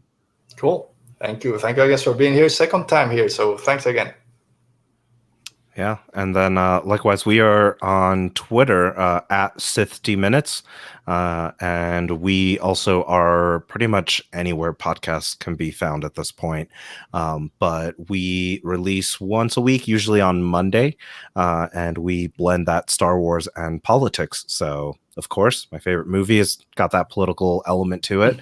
And yeah, that's if you want to have a little bit of politics in your Star Wars and some Star Wars in your politics, we're the ones for you. All right. So thanks, Andres, for being here again. You were here a few weeks ago. We talked about Into the Dark, Cloud the Grey, all that. So Geode. Geo, we all love Geo here. So for me, you guys, if you're watching this show, you know where to find me. But there you go, Into the Dark. It's back there. Twitter and Instagram at Radio Rebel Pod.